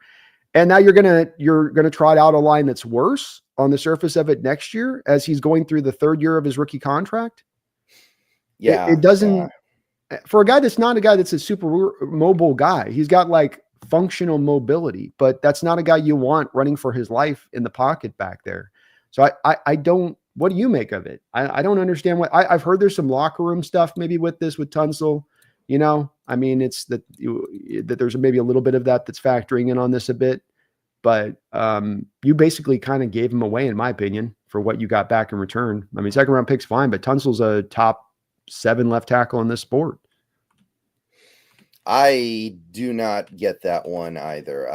If you think you're going to draft somebody that is going to be as good as Tunsil was last year and would have been this year, that's a fantasy. How many left tackles in NFL history were as good as a rookie as Tunsil is right now? Like one? Yeah. Well, not to mention you gave up how much draft capital to get him just a couple of years ago. You paid how much money, how much dead money you're going to eat to move him now in addition to this. It's kind of a bad move all the way around, any way you slice it. Yeah. I'm scratching my head on that one. So that's one of the very rare examples of being able to obtain a good offensive lineman in a trade, and it never should have happened. It required one team to be very, very foolish. Yeah, exactly. No, I think that's fair. And it's kind of ironic, Brendan. It's Houston with Dwayne Brown a couple years ago, and now it's Houston again here with Laremy Tunsil. They don't like left tackles down in Houston, I guess. Yeah. Right? Well, when they traded Dwayne Brown, were they really bad that year, or am I thinking of a different year? No, they were good. They had Deshaun Watson was cooking it up that year. But then remember after the game, Deshaun Watson had the torn ACL that came up. Right. Okay, I remember now. Okay. And then there was the other issue of that Dwayne Brown wanted to be paid, and Houston hadn't paid him because they didn't want to pay a guy 32 years old contract extension. So that was also a bit of it too. Okay, that's right. I think that was a little more defensible than this. That was okay. I understand that you're going to suck this year. This is like, somebody needs to save CJ Stroud. Hey, maybe that's the play. Trade for CJ Stroud next year. That's what I'm saying. It doesn't have to be Burrow. I'm just saying that, and you're right about the whole thing about these quarterback trades. We're not going to have one this offseason, for instance, that's really going to be a major one out there on the table. But there always tends to be one kind of out there. Like the Stafford one was almost out there this offseason. There's always kind of some guy out there that's actually a really legitimate quarterback now. It's kind of been a common trend where there's going to maybe be one guy kind of put out there that you can kind of circle the wagons around potentially. And yeah, maybe it is that guy CJ Stroud, because Brendan, after next year, let's just say you go through this year from a Houston standpoint, you get him beat to hell. You have the offensive line in horrible straits. He's kind of pissed off like the past 2 years, you've got me beat to hell. Maybe, he likes Seattle. I'm going to say, I remember he was a Seahawks fan back in the day. They had a tweet when he was like, 12. So you're not supposed to be, I think it's illegal to have a Twitter account when you're 12. He's lucky.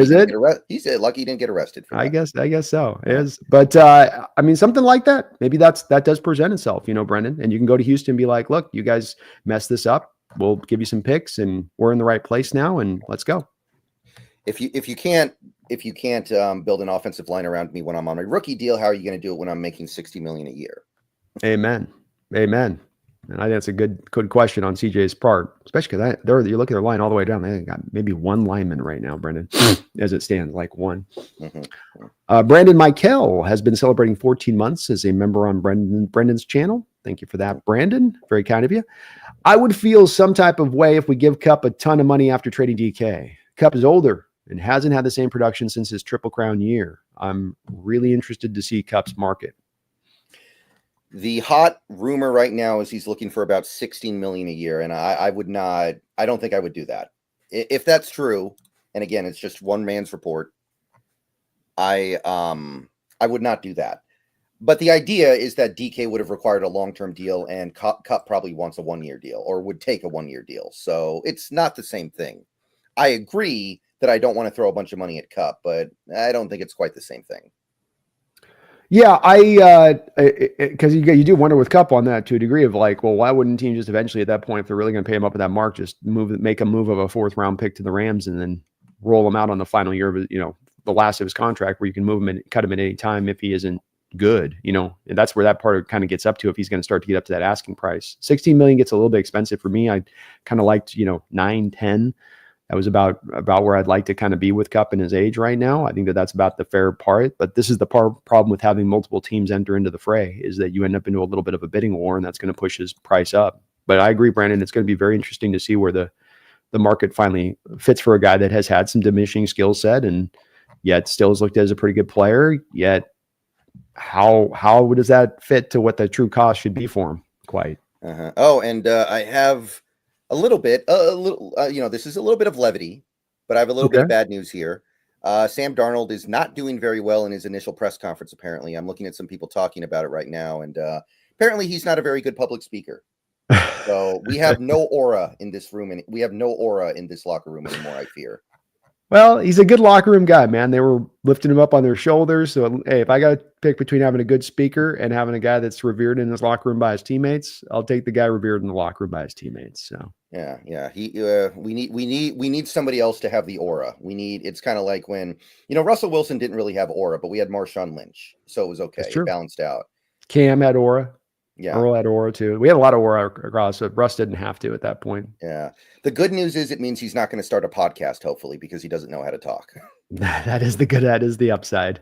That is the upside. Thank you though, Brandon. Appreciate you on that. Steven, thank you for the $5 donation, Steven. We better not get rid of Byron Murphy. He is the future of our team. And if you watch him on any given play, he is an absolute monster. I promise. Well, that's a $5 on your side too as well. Thank you for that, Steve. Yeah, thank you, Steven. Yeah, I know you made that tweet a couple days ago, kind of jokingly and hyperbolically talking about moving Byron Murphy, and some people took that to heart. But we're not moving Byron Murphy. That's not happening. That's your point was we're not putting him in a position to succeed right now, and I agree with that. The thing that people really need to remember about Byron Murphy, and I say this as someone who did not love that pick. I was fine with it, but I didn't love it. He was 21 years old when the season started last year. He should be massively better in 2 years from now compared to how he is now. This is not like Jared Verse. Jared Verse was 24 when the season started last year. He's much closer to his ceiling than somebody like a Byron Murphy is. Yeah, agreed. And I'm glad you caught on it. And some people did take it seriously, which I thought was funny. It's like, I'm not trying to move Byron Murphy. It's just, this is really frustrating because you don't give him the pathway to being a 3-tech. And he's not just a matter of it's his natural position to be a 3-tech. It's that he can be dominant as a 3-tech, and he is never going to be dominant as a nose tackle. He gives you average play from the nose tackle position. He gives you potential dominant play from the 3-tech position. It's as simple as that for me. And so knowing that he's going to be fitted to more of that nose tackle role, which by the way, as well, he's undersized a little bit there to be playing nose tackle. And so you maybe worry a little bit about that guy taking on double teams. And can he hold that up? Can he withstand that, Brendan? Remind me. When he got his hamstring injured last year, was he playing 3-tech or was he playing nose tackle? Yeah, he was over at the 1. It was, right. What was it? His leg kind of got underneath him as he was trying to, I'm trying to remember it now. So he does his dead leg, one arm move he does, where his one leg goes dead, and then he straightens out the arm. It's like a long arm bull rush, but you're holding your ground on a 1-tech. And then here comes the double team on his backside. The double team hits the backside, and he does the splits and blows out the hammy. So he's gotten injured literally playing this position in addition to it not being a fit for his skill set. And he's not 335 pounds, which is what you really want from that nose tackle position to be able to handle that kind of punishment in there. Just not the spot for him, in my opinion. You get him there, you get him there a little bit, you work him in a little bit on that, sure, but you don't have him almost predominantly there. It just doesn't make any sense. And now, especially with having 4 edges on the roster, Brendan, some of the thought was that maybe we'd be kicking him to the outside and he could be kind of the power edge-ish role, but I don't see how you play him in that way either because you're stacked up there. You're 4 deep. You ain't going to have room for him out there. So it looks like nose tackle is back to where Byron can play. And if you don't think this is frustrating even for Byron, go look at how his girlfriend reacted online, pushing back on somebody that was calling him a bust online, where she's like, literally his girlfriend goes online and is like, he's stuck at nose tackle this whole year. What do you want him to do? That's literally coming from his girlfriend. If you don't think he's kind of out there airing some frustration and she's hearing it, and that's why it's coming down to Instagram on their side of it, you're fooling yourself with that. He doesn't want to be in a nose tackle role either. Mm-hmm. So Byron Murphy's girlfriend knows ball.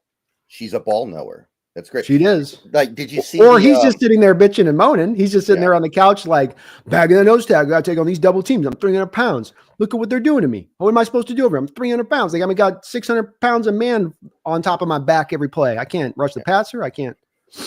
There was a clip on a podcast recently with, there was this female actor. She was, she was mostly a Disney Channel star, so you might not know much about that, but she was Andrew Garfield's girlfriend in The Social Network, the psycho who tried to set the bedroom on fire. Do you remember that? That sounds familiar. I can't quite place it though. Yeah, I can't remember her name, but she's an actress, right? And then she's on a podcast the other day and she starts talking about football and she's like, whoa, she's a ball knower. And everyone was like, whoa, what the heck? Because she played like this very ditzy, dumb girl on a Disney Channel show when she was younger. And that was kind of the reputation that she had. Brenda Song. Yeah, Brenda Song. Thank you. Somebody in chat. And people were like, whoa, this girl is a ball knower. It's kind of like a couple months ago, Timothy Chalamet or whatever, the main actor in Dune, went on College Game Day, and he revealed himself as a ball knower. It's like, wow. Oh yeah, I saw that too. Yeah, yeah, it is very cool. And yeah, Byron Murphy seeing the girls is on it. Props to her on that side of it.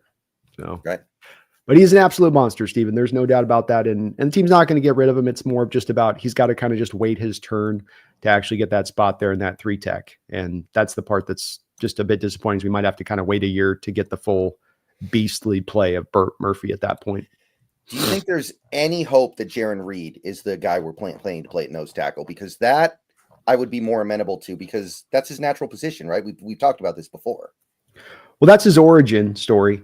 That's what he did coming out of Alabama. And to your point, when we signed him 2 years ago, Brendan, I thought that was going to be the intention, was to move Murphy back into nose tackle. And the team told you that was going to be their intention.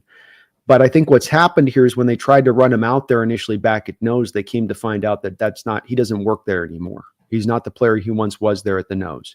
And so they quickly, not only last year, but the prior year, then punched him out to 3 tech and had him back at the 3 tech role at that point. And then last year, you almost predominantly had him at the 3 tech role.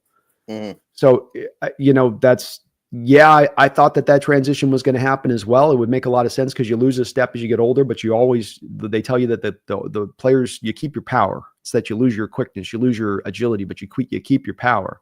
And that's where I thought that he would move in there, but doesn't look like that's really happening unless he goes into this offseason and, gains another 10 pounds and just, that's what they've told him is like, hey, we'll pay you, but now you just got to go dirty work city here through the end of your career. Okay.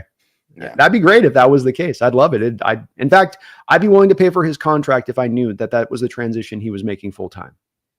I think I would too. Sign me up, but I don't know. They haven't shown us that, Brendan. So I'm a little skeptical. You mad bro, thank you for the $2 donation. You mad bro, didn't have any comment in there on yours deal, but I thank you for the support. Very kind of you. Mark Sanchez, thank you for the $5 donation. This offseason is not what I was hoping for, but at least we're not the Niners. What a fire sale, and possibly having 100+ in dead money. Wild to watch what's going on with them, man. Kind of had to happen though, don't it? Kind of feels like it had to happen. They took their shot, they missed, and now the pain comes. The pain comes, but I'm a little worried that the pain's coming and they're being smartly in their approach with it, so that they're not going to come back over to Brock Purdy on this, and that they're going to take this pain for a year and then turn it around after a year. And that's the part that I don't like seeing with it. You're right that they had to do it, but I want to see them prolong it and talk themselves into this and talk themselves into that, and they're not doing that, which sucks. Yeah. I mean, to me, after I can't remember exactly what the injury what last year had was. It was an arm injury though of some kind, and I'm just like, this guy's going to have a complete noodle arm in a little bit here. He already had no arm, and his arm keeps getting hurt. He's going to struggle to throw the ball further down the field than current Peyton Manning would. I don't think Peyton Manning could throw the ball more than 12 yards right now, but Purdy might not be able to beat that. Yeah, I don't know if you ever watched it with him. When he drops back in the pocket, he has this weird thing where to his, not blind side, but the front side, he won't always see the guy coming at him from the front side. So he gets his motion back with the arm here, and then he gets hit with the arm back here. That's how the initial one got injured with the Eagles a couple years ago in the playoffs. But I've seen about 4 times where he just takes it and gets racked. And it's like his build and his size puts him right in the crosshairs at the perfect size there for the edges when they're coming down, and they just light him up there. But you're right. Yeah, you had the same arm injury that was there within that. You're giving $50 million to that guy who's already got size deficiencies you worry about, holding up from health-wise you worry about. Kind of strange. I was hearing that maybe McCaffrey was on the move, but then I didn't see any corresponding data. Have you heard anything about that? I did, but wouldn't that contract make that pretty difficult to pull off? Well, they're going they're going Negativeville here, man. I mean, they are buying into this thing because they were in the same place with Hargrave. Well, Hargrave wasn't really saving them any substantial money, but they're just like, to hell with it. The Ayuk thing, I think that they still move Ayuk before that. There's a marker that hits for them on the Ayuk contract. That's not one of the option bonus things that's going to come through. I think they move him before the option bonus hits in. So they're just pulling, dude. I mean, they do not care about saving money on this. It's literally just out with all of the bad all across the line. Yeah, I do think McCaffrey's pretty done. I can't imagine him being a big-time player in the NFL anymore at this point. So it would not be a bad idea, but I haven't heard very much about it. I heard it one time from one person. That's it. Yeah, no confirmation, but and then we got you know what this all means, right? We're getting some McCorkle action in 2025. He's definitely going to get to play at some point. I do think it's hilarious that they've gone back to him and that we can confirm with us that they indeed did want Mac Jones. And these coaches just, when they have a love affair for a QB, like it never dies. If they get like a little apple of their eye guy that they don't ever get, like they will come back around to that guy one way or the other. Coaches have like definitely a type in that way when it comes to quarterbacks, because he found his way back. And it's not like Mac. I mean, that guy's got a screw loose, man. There's something, the elevator doesn't go all the way up. I don't know what it is with him, but he's just, I don't know. I wouldn't want to touch Mac with a 10-foot pole, to be honest with you, even on a short-term deal. I don't trust in that guy at all. Yeah. It's it's 2 years, $7 million. I think that's fine, but I think we're getting him this year. Maybe we'll even play against him this year. That'd be fun. That would be fun. I'd love it. We've had our issues here and there with Brock, so I'll take on Mac instead. Yeah. Sorry, man. My allergies are popping up today a bit here, Brennan, with spring. Messin, thank you for the $5 donation, Messin. What position do you see us going at? What position do you see us go after at 18? Yeah, this is kind of the issue, right? We're talking about a position rather than a player.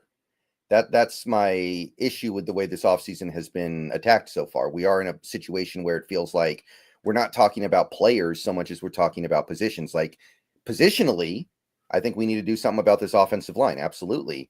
But in terms of players, I'm not 100% sure who that player is. Like there are some candidates, and maybe I'll talk myself into one of them by the time we get there. But as of right now, I'm like, I don't know if Tyler Booker is worth the 18th pick. I don't know if Gray Zabel's worth the 18th pick. I don't know if Jonah Savai Naia is worth the 18th pick. Maybe I'll get there, but right now I'm like, I'm not sure. I have a much easier time talking myself into Ken Grant being worth that pick. Much easier time talking myself into Michael Williams being worth that pick. A little bit of a harder time with these offensive linemen.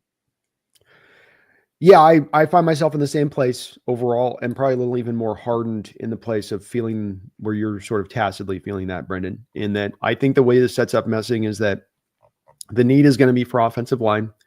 The value is not going to be for offensive line in 18, that John's not going to want to reach for need early in this draft. But if he is forced to reach for need early in this draft, it will not be in the first round, but he will go reach for that need in the second and third round. So my soft prediction here would be you're probably, much like last year, going to see more offensive run ahead of you in the first 18 picks, more offensive players coming off the board than defensive players. Like last year, this will set the stage at 18 for you to then have the value on your board to be picking a defensive player, Michael Williams, Kenneth Grant, that kind of thing. Then you come back in the second and third round and you reach for need probably at that point with a double dip of 2 interior offensive linemen somewhere. But I don't think these linemen that, like Brendan mentions, I throw Zabel in there as well. I don't think any of these guys are 18th worthy. You can move back to 26, 27 and then reach for them 7 or 8 picks earlier than they should go, and then that makes some sense. But at 18 is pretty profoundly early for some of these guys to be taken at that there where their talent level's at. Right, exactly. That's kind of how I feel about things right now. We're wishing on a lucky star that Membo is going to be there, right? That's what it feels like right now. If you really want to hit it out of the park here, you need Membo to fall. And I'm sorry, that's going to require a gas mask video, I think. Yeah, I agree too. He's my first tackle that's going to go off the board, in my opinion. So maybe Campbell is the one guy who has maybe a chance in that area, because Campbell could be seen as a guy by the NFL circles that is only purely a guard, and that they remove that tackle potential because of the little bit of the shorter arms that he has going on. That is also a possibility here as a guy that could drift there. But outside of those two guys, and we know the linemen tend to have a run on them at the top of the draft, I think they both get taken in the first 12 picks. And you're kind of looking, as we said, you're looking at probably defensive players sort of sitting there looking at you messing. Right. And, I will be happy about it, but I guarantee you, I'm streaming the draft like I do every year. I'm going to have 100 people in my chat and probably 100 people in your chat going, why didn't we take an offensive lineman? Yeah. Even if we hit it out of the park with Kenneth Grant, which I think would be the perfect pick. but I do too. People are going to freak out about it, not because of what Ken Grant is, but because of what he is not. And they got to wait that whole 24 hours till day 2, Brendan. Oh yeah. So we're gonna be talking people off the ledge for 24 hours straight on that one until we get back to the draft the next day. But that's why then you reach for the need, Brendan, because then John comes back that next need and he's just like, oh my God, these people with the offensive line. So he just hammers it twice and like, all right, are you happy now? Here. Like he's throwing the plate on the table for us. And again, it's just very, very pie in the sky to think that a second round or third round rookie offensive lineman is going to be anything other than average at best. Like that's not realistic. Like I know people might talk about a guy like Dominic Pooney last year, but Pooney benefits tremendously from the Shanahan offense. Well, and it's also Pooney. For the Pooney, there's a Christian Haynes, and there's plenty of other guys in there that, like you say, you fit to what you would. Yes, you could find the outlier maybe, but you fit to more of the rule of thumb than you look for the outlier in these situations when making predictions. And the prediction here is, to Brendan's point on this, about what you're going to get even with a supremely talented offensive lineman. It's kind of about league average to below league average play, or like what happened with Lucas and Cross, where they gave you about league average play through 10 games of the season. And those guys started to kind of run out of gas in that rookie year a little bit, hitting that rookie wall a little bit. And got to remember these guys too, Brendan, that they go through that rookie wall is not just part of the playing the long season in 17 games. It's also that these guys go through the final year of their college, right? They play these long college football seasons now. Like you go get a Donovan Jackson. He's played up until like damn near February. Then he's got to go train hard, train his ass off hard, not even allow his body to rest and get back to being right. Go train for the combine, train to get your body right for your pro day. Then you go through the draft and now you're back onto OTAs and you're getting yourself on that. So it's like when you come out that final year of college, like you are really running hard there into that first year of play. And that's where I just don't have as much. This is why me and Brendan both wanted to see more of the certainty of a veteran brought in rather than relying on these rookies, especially you can rely on 2 of them next year. Yeah. That's where it gets nervous. Yeah. Can you rely on one and then give him a stud next to him? You know? Look at Mekhi Becton. Dude was a colossal bust in New York, but you put him in Philly next to Lane Johnson and Cam Jurgens and Jordan Maitaya, and he looks great. Like there's a lesson there somewhere. Yeah. A lot more you can get away with that. Or even if, like you mentioned with Pooney, Pooney maybe didn't have great players around him, but he had steady stuff around him as opposed to just another rookie to his right, which is people have presented to me about Christian Haynes, which may have some validity to it. Is that does part of Christian Haynes struggling last year have to do with Mike Jarrell being on his right and Oluwatimi on his left? Maybe there's something a little bit to that. Oh yeah. God's Gang, thank you for the $2 donation, God's Gang. Will John Benton make our line better regardless? I think the answer is probably yes, but it can't just get a little better. If we want this line to be good, it has to get a lot better. So that's only going to take you so far. Yeah, I think that John's going to provide a modicum of improvement. God's Gang, part of it being is I don't think you can do much worse than the last 2 offensive line coaches have done in the development and advancing these guys on. So there's kind of nowhere to go but up from being kind of at the bottom on this. The other part of this will be the offensive scheme that will help Benton and these linemen with this. The fact that there's 2 things that really set our line back last year, Brendan. 3 things, Brendan. Number 1, your lack of willing to run the ball. Teams could predict that you're basically almost going to pass just about every time. That hurts. Number 2, the other item on it was the long 7-step drops and the holding the ball for long developing plays. It's going to be much more of the quicker ball out of your hand fast. There's going to be a guy schemed open, get the ball to his hands, let him work in space and yak. That's what you're doing from the quarterback perspective. So that's going to help, I think, in addition, those kind of 2 things within that. And then the other part too is the ability of the defense to predict the offense and what they're going to do. Last year, I think there's a lot of time defenses knew what was coming prior to the snap because in Grubb, you didn't have a guy sequencing things. He was just trotting formation after formation out there. And there were some tells, I think, in that formation and what you're doing prior to the snap. That's going to also be removed in this scheme because it's a centerpiece of this scheme. So you put those 3 things together and you should get some improvement. How large that goes, God's Gang, overall, we'll have to see, but it will be improved. I will at least give you that. Yeah. And there is something to be said for that for sure. I mean, I think that if you gave Kyle Shanahan the offensive line we had last year, it would have looked a lot better. I think he would have found a way. So there is something to be said for that. But I think the level of talent we have on this offensive line is also poor. Yeah, I think it can be both. We always get into this one or the other, but sometimes it's yes. Yeah, it is both of them at the same time. Dylan Sosa on your side with the $5 donation. Thank you for that, Dylan. I believe Donovan Jackson and Jaden Higgins gets us over the hump. Also, using pick 52 and 93 to move up to the early second round would be a good move. I like Donovan Jackson. I really like Jaden Higgins. He's becoming a guy that I'm really starting to be intrigued by. He tested pretty well. He's big. He has got good hands. I think he barely dropped anything at Iowa State. I have my eye on him for sure. As for moving up in the early second, that really just depends on who's there. It's hard for me to answer that, not knowing who will be there. Like if somebody like Gray Zabel falls to that point, I'd be into that. Mm-hmm. But if not, then maybe not. It's hard for me to answer that right now.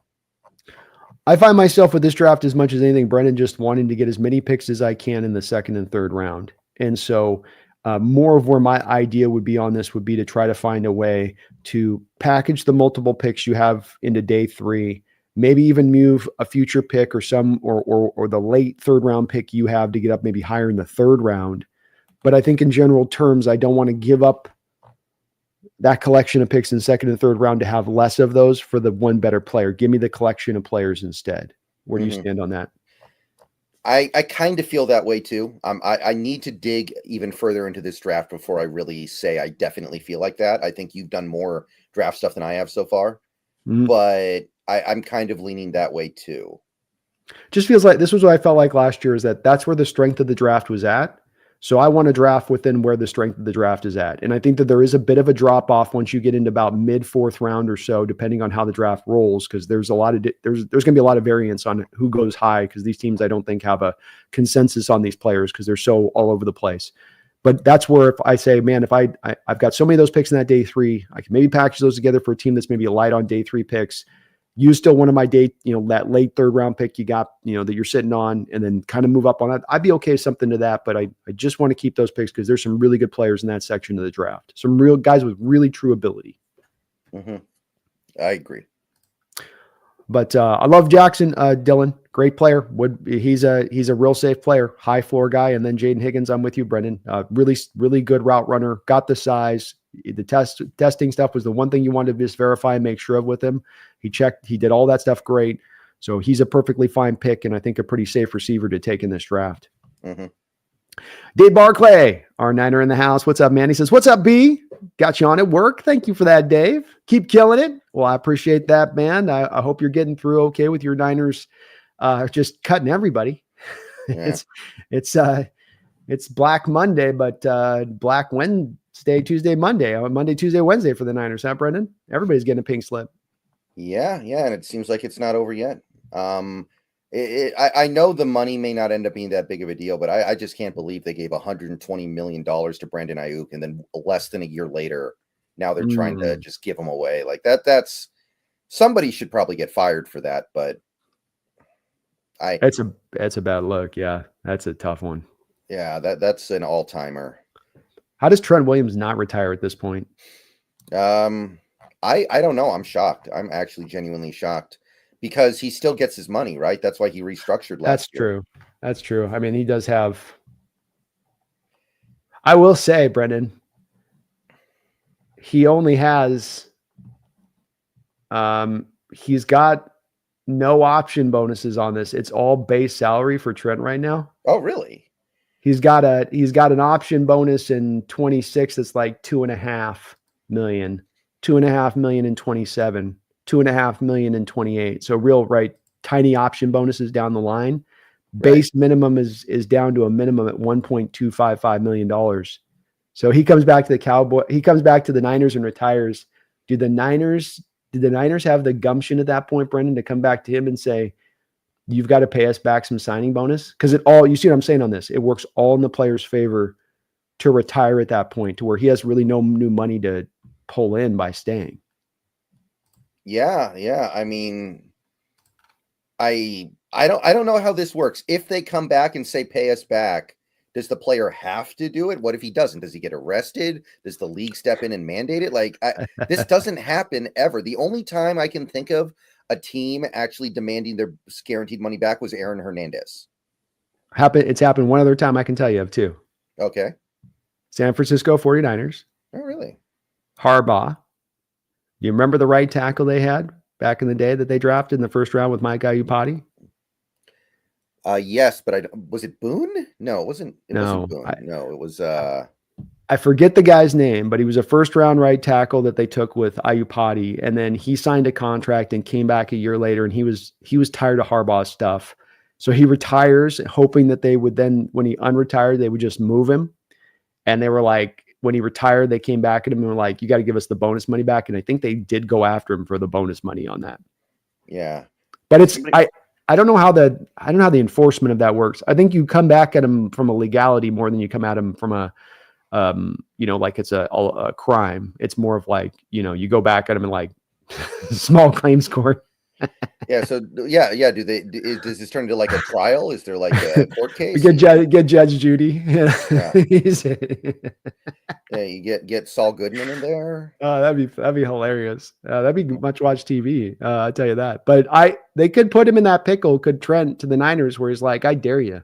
Because it's also what happens with this is the teams don't do it. Because I mean, technically, you can come back, but teams 99% of the time don't. They're like, yeah, you were good for us. We know that this is the way we go. You retire, you've earned your money, so be it. But you never know with the Niner team on that one. That especially from him just signing that deal last year and the hit that put on them, because that's going to just add on to the dead money big time if he goes. Mm-hmm. Right. Interesting. Very interesting. Thank you, though, Dave. Alms, thanks for the $2 donation, Alms. A trade for Nola's Eric McCoy, left guard in the draft. I don't know how good Eric McCoy's been in the NFL since he came in, actually. I remember the draft that he was in. I remember him, but I don't know how good he is right now. I'm not sure about that one. Eric McCoy is actually a really, really good center, Brendan. And what was interesting last year is Kubiak had taken a guy that was a really good center and then was taking his game up even another notch last year before the injury struck. And what's really interesting about this, if you want to look at the value of what McCoy's brought, Brendan, is Cesar Ruiz. And Cesar Ruiz was a guy that came out of Michigan that we scouted heavily. We talked about heavily as being a real safe center. Remember that? We loved him as a center, and we thought he could be a really good center.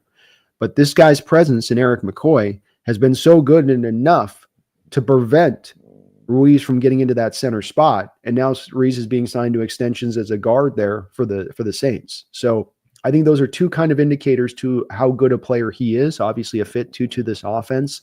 I don't know if Nola's open to moving him in a trade, but if they were Alms, I certainly would move on McCoy if you could. I think he's a very good player.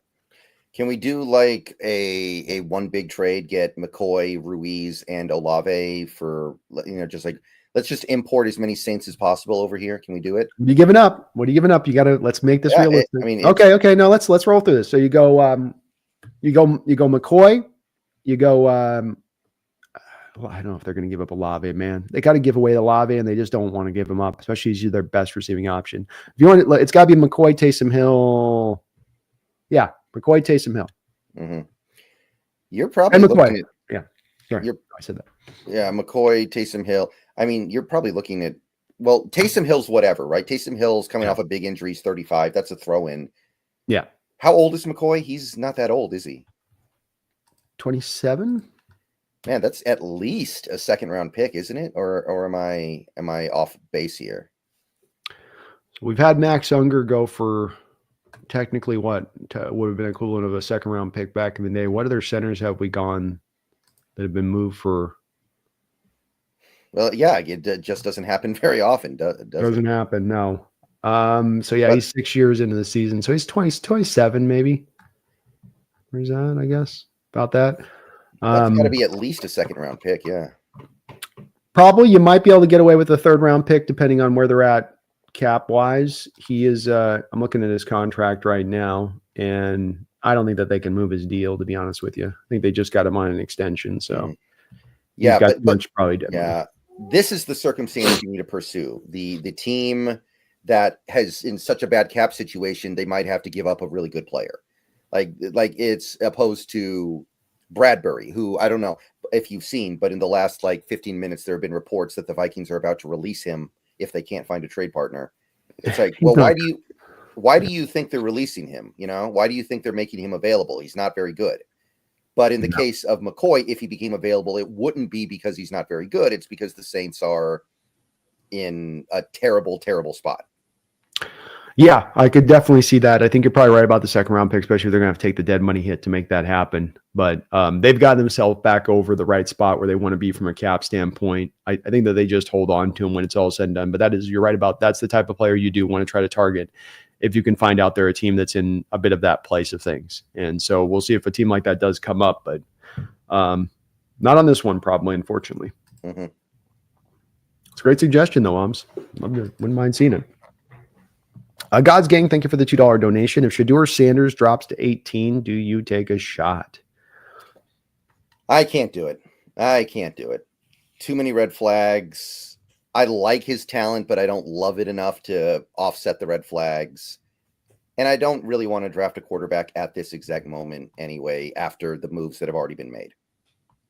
I feel the same way that Brendan feels on this second round. If he drops into our pick in the second and he's all the way there, then I certainly will take a flyer on him. I have a second round grade. But I think that it's very important at the top of the drafts that you fit to where you have your graded guys and you don't let positional value overrule that. I'm a little worried they might do this with the offensive line where you have a better player that's a defensive player on your board, but because of the need of the position, you're driven to go take an offensive lineman. And that's not the pathway to a successful draft. Shedeur is an interesting talent in the second round with the question marks that he brings up. Can't go within the first round for the player that you'd be passing on. He would feel right at home behind this offensive line, though. He would. Hey, he'd be able to make it work. Kid's tough. I'll give him that. He can take a beating and back there as far as that goes. So, he would be not overwhelmed by that. That part is for sure. Unfortunately, he doesn't have the mobility to get away from all the pressure he'd be having to deal with. JRD with another $10 donation. JRD, I appreciate the double dip dono today. On paper right now, we could have a top 5 defense with a bottom 5 to 10 offense. For me to be happy with the situation, we would at least need a middle of the road, like 15, 16, 17th ranked offense at least. Yeah, this is where I am. I really like this defense. That is one element here that keeps me from being truly unhappy. I'm not that unhappy because I am very high on this defense right now. I think if anything, they are already in a better spot than they were at the end of the season last year when they were a good defense, a decent defense. So I think that we are well on our way to having that borderline elite, if not elite defense. But what is it for? What does it matter if your offense hangs them out to dry every game? Yeah, well, and we've seen those defenses even at times when they were faced with that wear down over the course of a season. There's a lot of 3 and outs, a lot of times where the time of possession doesn't work in your favor then because of that. So, it's a brutal form of football to watch where you're watching defense play so good, but the offense is holding them back so very much. If the offense can get to that spot, JRD, like you say, at 15, 16th, and you do have that top 5 defense, that is going to be a playoff team. I mean, if you can pull them up to that spot, I would probably be in the same camp as you and Brendan right now on this, being that where it stands currently, where you are at on paper right now, March 13th, a day into free agency before the draft. Yeah, you look like a bottom 5 offensive unit as it currently stands. I don't think it'll end up that way. I think that you have a feasible path to getting to 15. It's going to take some young players playing well to get there. But then some of that also informs me back to the initial kind of place we started out with this whole kind of stream 2 GRD, which is the understanding of the team's trying for it in 25, but they're not going for it in 25. And that's where there is a key point to this, I think, on that, where there's a bit of a development angle to this season. Not that it's without hope or that it can't be really good or that defense can't be as dominant as you guys say. I do think that can be the case. Just that the team didn't go hard line on this one as much. Mm-hmm. Right. I agree with that. I believe in McDonald and what he's doing over there. Above anything else going on with this team that I don't like, that part I do like. Me as well. And the defense is something to definitely get excited about, GRD. They're looking like a dogged group. That's for sure right now. Honcho, thank you for the $5 donation. Says, this is why I feel the Seahawks have Kenneth Grant as their pick in round 1. That is maybe my favorite realistic option at this point. And again, realistic. Of course, I like Membo better. I don't view that as realistic. McMillan, I don't think is realistic. There are a couple other guys like Warren. I don't think is going to be there anymore either. No way, no how. Who do you say between Warren and Grant? You know what? I'd still take Grant actually. That's tough though. That one's close, but I think I'm still taking Grant actually now that you say it. Yeah, me too. Mm-hmm. But I do wonder if it's a little bit harder to justify now that you signed Jaron Reed to that extension. Kind of all depends on if your intention is there to put him the nose tackle or not, I guess. But even if it is, I would say too, Brendan, you need 2 nose tackles. That's the part of this as well, is that we can't count on Cam Young, and there's nobody out there in free agency that's really a viable option. Maybe TR Tart's, I think, still out there. No, I think he re-signed with the Chargers. I thought. Did he go back to Chargers? Okay, so it was already a real lean group as far as nose tackles go. So you need 2. You need 2 guys in there at that point. So getting a bit of both, especially because Jaron's going to play rotation snaps at 33 years old. He's not playing, high level starter snaps necessarily on that side. But Grant's the guy for me. I don't have any nose tackles left on my list of particularly prolific free agents, so I think you are correct. Yeah, that's where I always say on first round, Brendan, it's the best place you can be on is when value meets need. You get the true intersection where you're the top guy on your board is also to need a position like the Charles Cross pick was back a couple of years ago. And that's what this would be to me, which is why I love the pick so much. Mm-hmm. Well said, Poncho. And that's a $5 on your side. Another $10 on your side here. Senior Tiny Baby Goats. I love that username. Says, Go Hawks. Go Hawks, Senior. Appreciate the donation. Very kind of you. Peter Go Hawks. Thank you for the $2 donation. It says, Bradbury center released from the Vikings. Good fit. I don't know if he's worse than Oluwatimi. Maybe he's a tiny bit better than Oluwatimi, but I don't think he's particularly I don't think we should be doing backflips trying to get this guy. I'll put it to you that way. I don't know. He's seems like he's closer to bad than good, at least to me. Yeah, I'm definitely not a big Bradbury guy. To your question on that, Bradbury was ranked last year as the 27th highest graded center in pro football. And then Oluwatimi was the 19th highest. So there's a 9-spot difference, at least from last year, in the way that these guys are rated, which isn't necessarily enough to be the ultimate determiner, but it does enough to tell me that there's not a substantial difference of improvement in play for a guy that's a veteran in Bradbury. You got to spend at least some money on to go that route. I want to improve the position if I'm going for it. I want to know I'm improving the position if I go for it. And I can't say that. This guy might not even be better than Sundle at this point, right? If we want to get down to it. So it's they're signing a 32-year-old center to replace him there in Minnesota. That tells you a little bit about that. As Brendan said earlier on this, that tells you a very clear outlook of Minnesota's view of Bradbury as a center and where he is at as a player. Yeah, maybe if Sam Darnold was very, very positive about him, been like, I had a great relationship with that guy last year in Minnesota, and he was awesome for me. Maybe then he's better than Oluwatimi, who he has no familiarity with, but short of that, yeah, just can't do it. Interesting idea, though. Robert Hale with a $10 super chat on your side of things. Thank you for that, Robert. Robert. No put in there, but appreciate the donation. Super sticker? That's right. Super sticker. Not sure which one it is. Let me see if I can figure it out. Let's see here. The super stickers are usually animated, so sometimes they can be a little bit amusing to look at. It fell off the chat. I can't see it now, but thank you. I'm sure it was very amusing, whatever it was. Appreciate the support. Thank you, man. Appreciate you, Robert.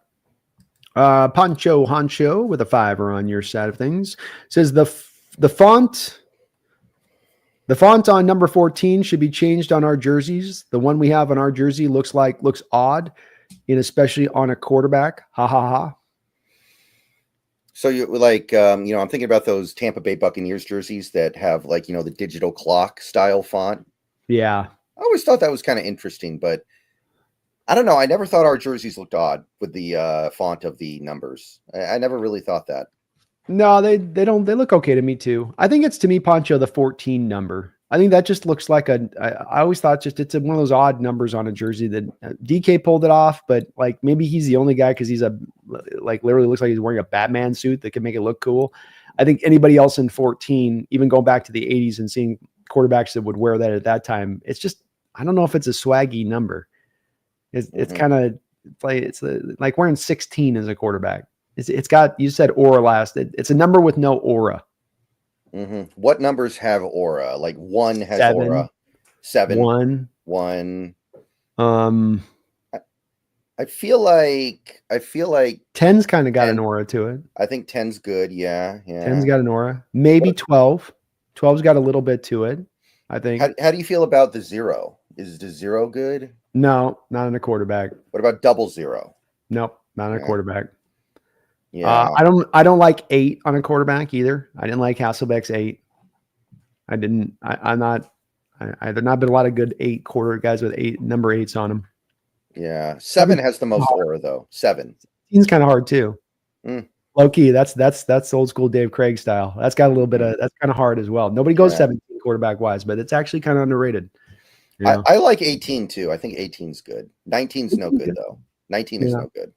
I like 18 on the receiver. I know it's crispy, but yeah, 19's not good for anybody. Nobody ever wears 19. Right. They just don't do it. But thank you, Poncho. PGZ, thank you for the $5 donation. He says, is it me or does it feel like they're pulling a 2000 Baltimore defense? Well, thinking about that 2000 Baltimore defense, it's hard to do that now. Like, it's hard to build a defense that good now because of all the rule changes. Offenses are more advanced now than they were then. But if you're just speaking in terms of the team is doing everything they can to try to field the best defense possible and putting as much talent there as they can, then yeah, I can agree with that part of it. Yeah, I think that they're definitely PGZ leaning into this McDonald thing. You know, you think about getting a defensive-minded head coach and you go, okay, we're going to equally distribute our assets between offense and defense, and then you're going to carry with your big brain this defense to be a lead part, but it's not going to be that we're going to put assets heavily dumped in your defense and your big brain. We're going to balance this thing. And a little bit of instead of what they're showing you is that, no, we're going to go with the defensive brain and we're going to lean into this and we're going to dump the assets into it in addition to having the big brain. And maybe that equals out to not just a dominant defense, but one that you can can carry the team. And that this is not a normal thing we see in the modern age. Like Brendan says, the rule changes and the offensive directions and the lack of teams that take this approach anymore because they don't think it's feasible. But this could be the place where Seattle's zigging, where everyone's zagging. And it could prove to be kind of having the foresight to it, right, Brendan? Because what have we seen the last couple of years? Defense coming back and taking back some of the rope back here a little bit in the league, and offense is going a little bit backwards with it. So Seattle could be on the front, on the kind of cutting edge on this a little bit as far as where the football is evolving into in the current age of things, because it's always got a little bit of a cylindrical nature to it. Yeah, and you can have a good offense that doesn't have massive resources pumped into it. Absolutely. Like the 2012 to 2014 Seahawks, they had a good offense, maybe not a great offense, but it was good. And what resources did they really have on that side of the ball? Sidney Rice, and Zach Miller. Other than that, it was mostly players on rookie deals. Like Wilson was making peanuts.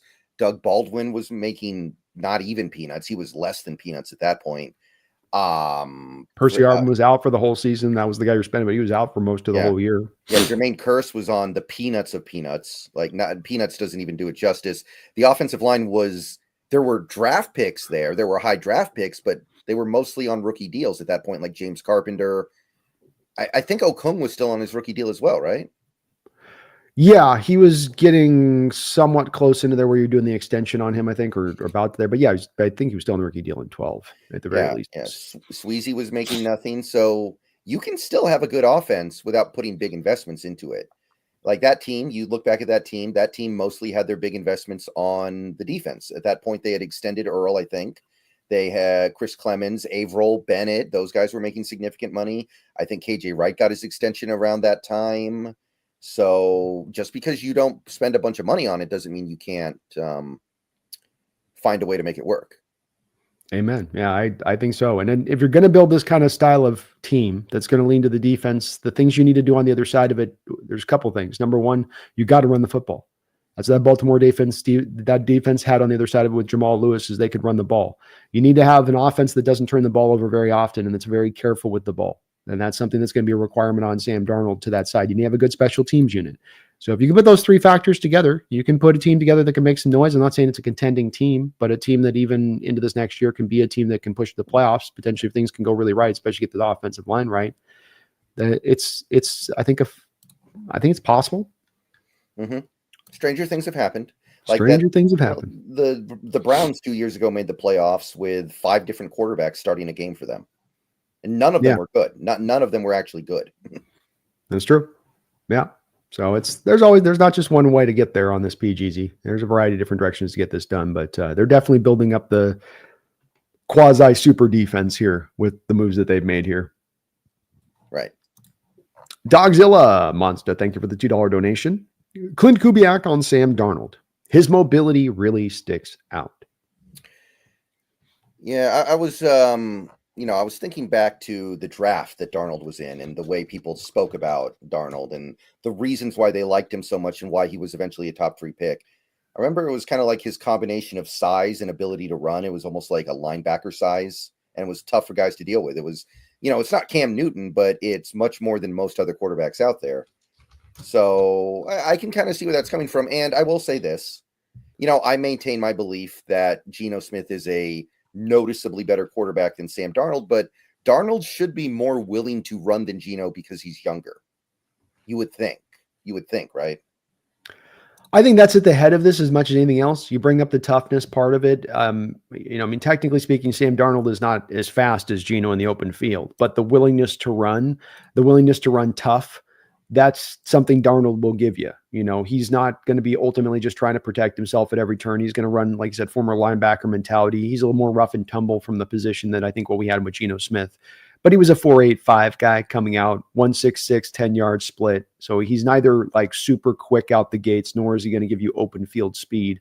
But he runs hard and he's willing. And I think that with Geno, that's one of the things with him is while Geno might have been a faster player, Geno was really unwilling to run with the football. That was a guy that just did not want to do it at all. And which is weird because when he did, he busted off a 50-yarder last year. The Niners at the end of the game, he had 2 runs in that game where they just completely caught him off guard, but just didn't want to do it. Probably trying to protect himself. Understandable there, but that's not going to be Sam and how he approaches the position. Right. Didn't Sam have like a 50-yard touchdown run a couple years ago on a play where like he broke a bunch of tackles and it became like one of the most famous plays from that year. I think it was this. I might be thinking of somebody else, but I feel like he had this one play where he just took off and like there were 12 missed tackles or something weird. And then he just ended up in the end zone.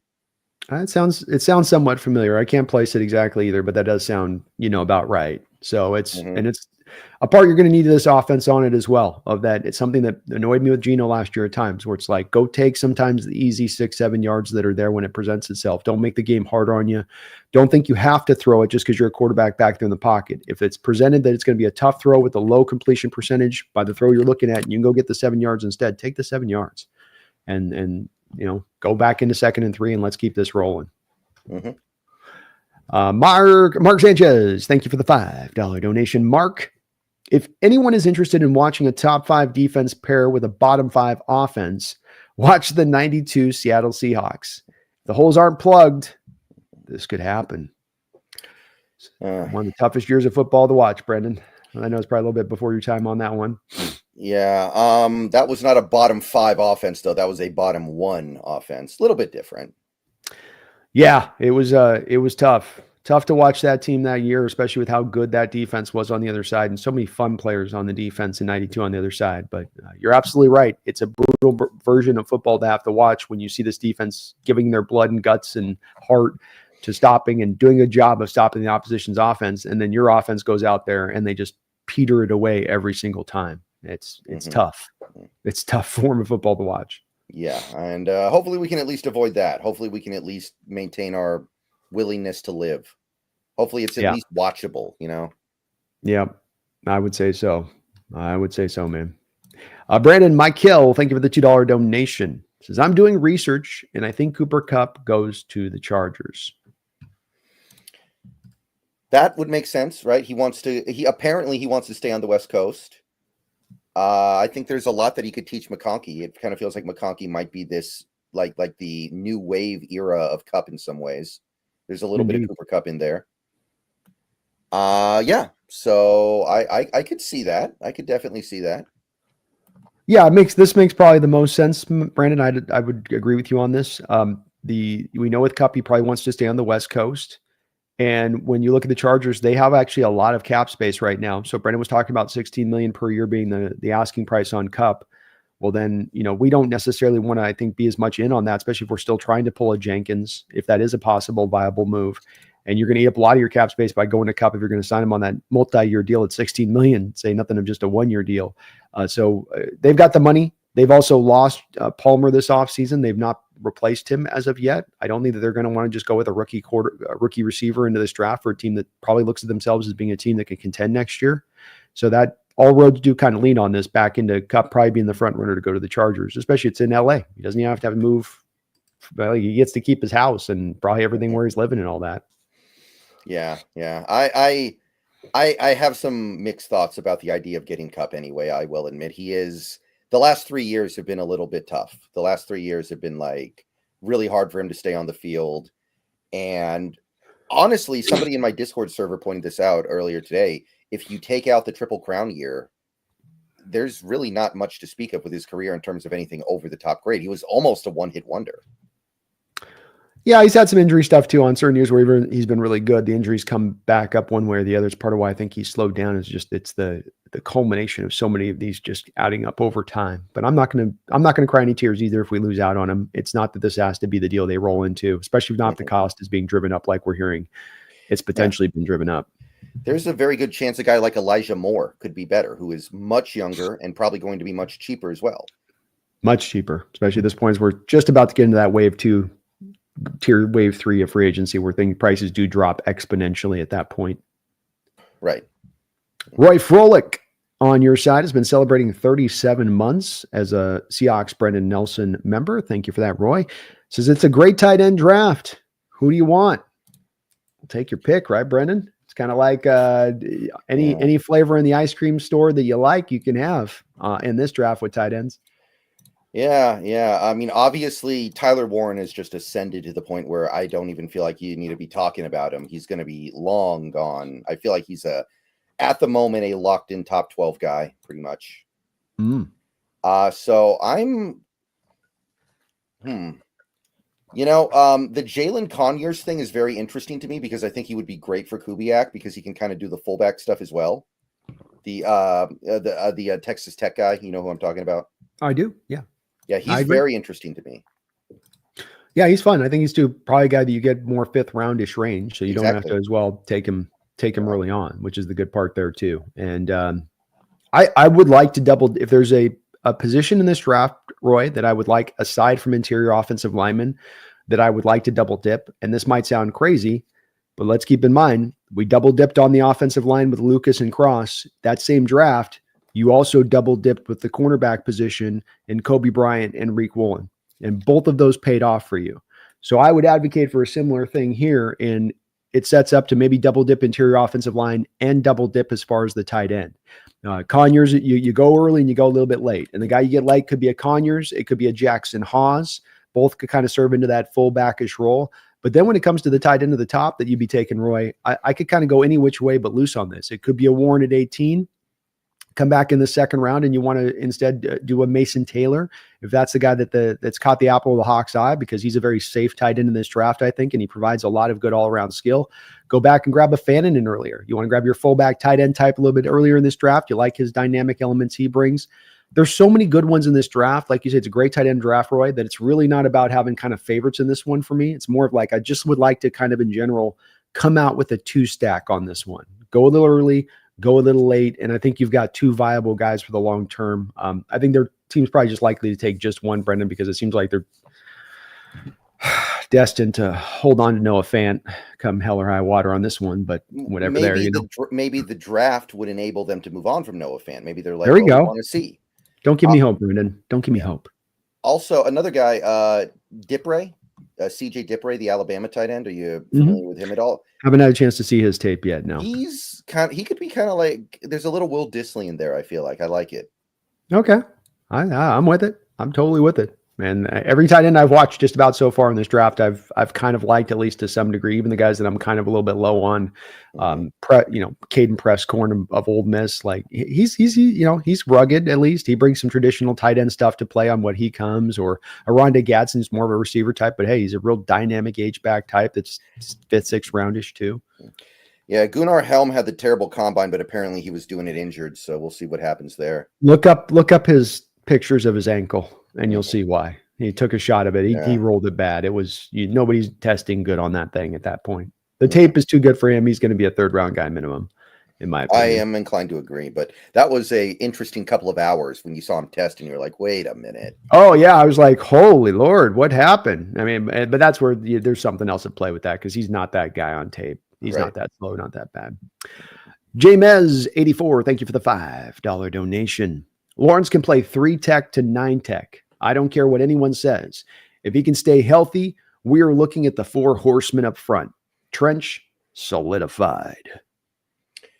Yeah, it's very Clowney-like, right? What Lawrence can bring is very similar to what Clowney brought to Baltimore 2 years ago, right? That's the idea here, I think. Yeah. You can use him in a lot of, I think it's fair to say, use him in a lot of different areas. I think he's mainly going to stay at that edge predominantly kind of almost 24/7-ish, especially with how deep you are at 3 tech as it stands, James. But yeah, it's very much a Jadeveon Clowney type of player here. This is the power edge that you need in the system.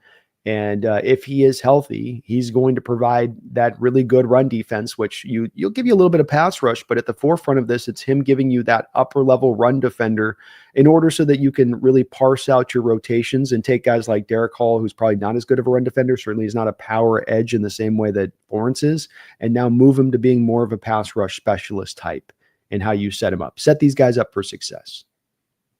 Right. I'm excited about that. I'm excited about that. Nwosu, Mafe, Hall, Lawrence. You've got one of the best edge rooms in football without spending massive money on any one guy. Yeah. With the exception, Williams is pretty good money, but not massive. It's pretty good, though. Yeah, I know Williams plays a little bit on edge. I don't think about him as an edge. I think about him as an interior guy. Sure. Yeah. You're meaning edges. I'm sorry. I thought and regardless, Williams is worth the money. He's that good. Oh, yeah. 100%. But well said, Jamez, and that's on your side too. Thank you for that dono, and agreed. I think me and Brendan are okay with this signing, and I think too, once we finally see the years on this, we're making some guesses on this, but when we really do finally see the years, as Brendan said earlier, it's going to come out to be a 2-year, $18 million deal. That's really what this will factor into becoming. I think it'll be 2 years, $18 million with like some dead money on that third year. That's the way to look at it, right? It's going to be like in practice, maybe it'll be 2 years, $22 million with 4 of it void in 2027. And that's good. There's nothing wrong with that. 4 million dead in 2027 means nothing to me, really. That's right. And we have seen guys like this still play into their even mid-30s at times in the past, not predicting it, but it doesn't necessarily mean that it's guaranteed even that third year he has to go if he's come back here, clicked in, locked in, he's doing well. And he's not going to come in here and have to roll starter snaps. He's going to be in a rotation. So all the more reason to maybe be able to prolong him and keep him healthy and keep him fresh. Yeah, think about it this way. The Titans arguably paid more for Draymond Jones than we paid for DeMarcus Lawrence because... Boy, that was a... Yeah. I mean, they basically they got him for $10 million a year. We got DeMarcus Lawrence for $10 million a year. The difference is it's a multi-year deal, which allows us to spread it out a little bit more, so I'd argue it's better. I would too. If you're saying which would you rather sign up for 7 days a week and twice on Sundays on that Lawrence contract versus that Draymond Jones deal, I'm like, whoa, Tennessee. Wow. Big Bro, thank you for the $2 donation. Big Bro on your side of it says, do you know who Norb Cam is? I've met him a couple of times. I've been to a couple of events that he was at.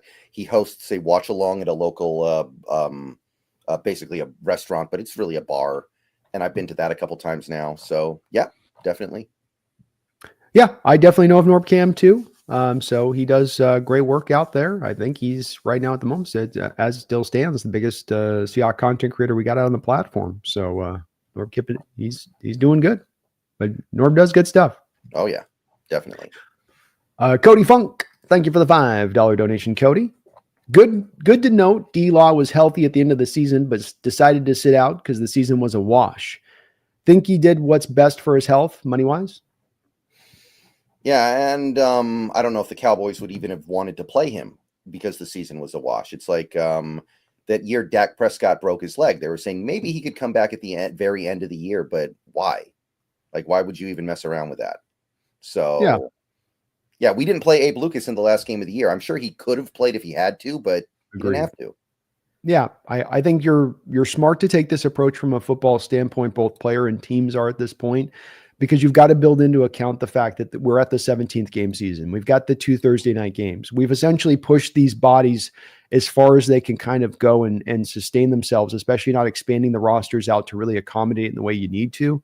And so I think that this has got to open up more of a road to managing these players more smartly. I think that this is a place where 20 years ago, for instance, Brendan, when you get into some of these games where you're on the line with a player like, well, he can get through this injury today in this game, but then you're going, hey, we got a lot of this year left to go. Get him sat for a game here. You sort of end up on most guys going, look, we're going to play him 16 games this year. There's going to be an extra bye somewhere where we're going to sit this guy anyway. So there's got to just be more of this management in place, I think, because of the modern era and how many games you're playing and how often you're playing them. Load management, people. Load management, baby. It's coming to the NFL. Mm-hmm. Slow but sure. But who's going to be the Kawhi Leonard of the NFL? Is it Tyron Smith? Because he always did the load management stuff. Even like 10 years ago, he was doing it. Yeah, he's there. I feel like there's somebody else that's been more load managey even than him. Doesn't there feel like there's somebody out there that's been collecting checks, but then somehow just only gets through about 6 or 7 games a year, and you're like, dude, how is he doing? I was just thinking about this the other day, and I forgot about last night. There's some guy out there that just signed a contract. I'm like, well, he's going to give you 5 games, and that's all you're going to get out of him. Mm-hmm.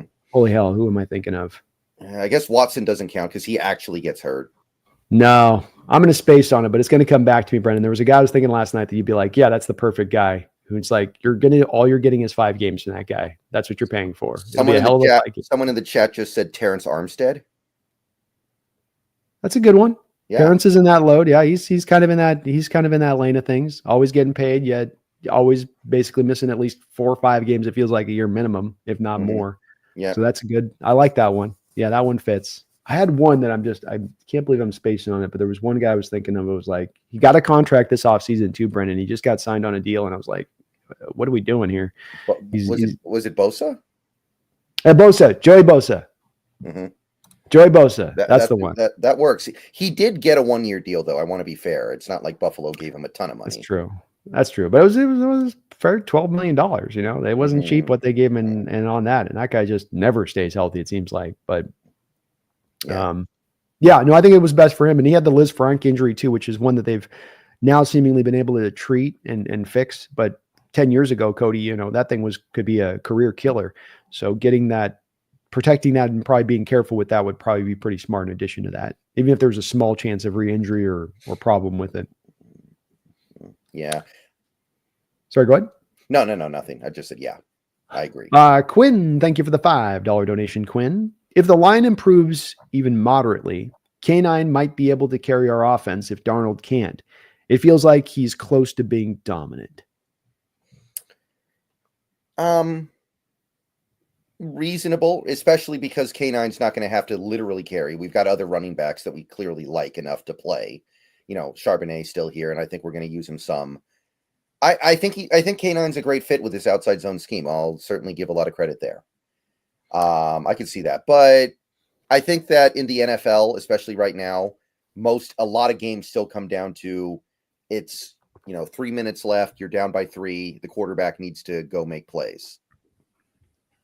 Yeah, I think your quarterback is where it really does come down to, especially if you're trying to be a team that can be making noise and get to the playoffs and be a team that's going to do anything in the playoffs.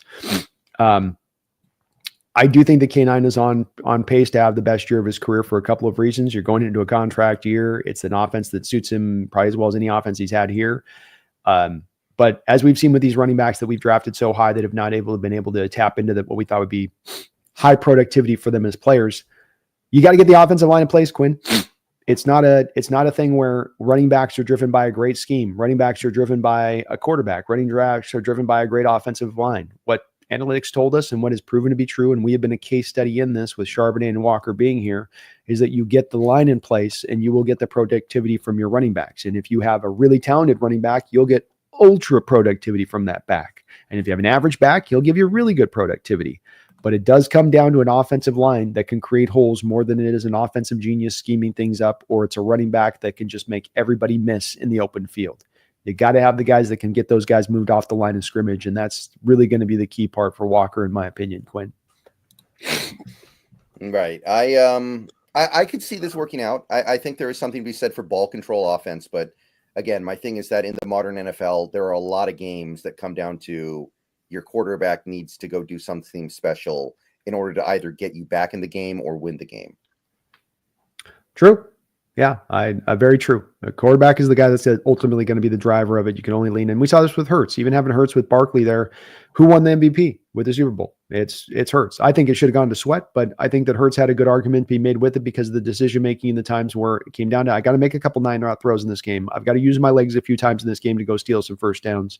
Those are going to be the important parts of us carrying this win more than even having the ultra talented running back. And so it'll help. It does not hurt having this kind of guy like a K9 Quinn. And I think his talent has some very much similarity still to a guy like Saquon in certain ways. So, you have that upside that does still remain there with K9 that we have not tapped into yet.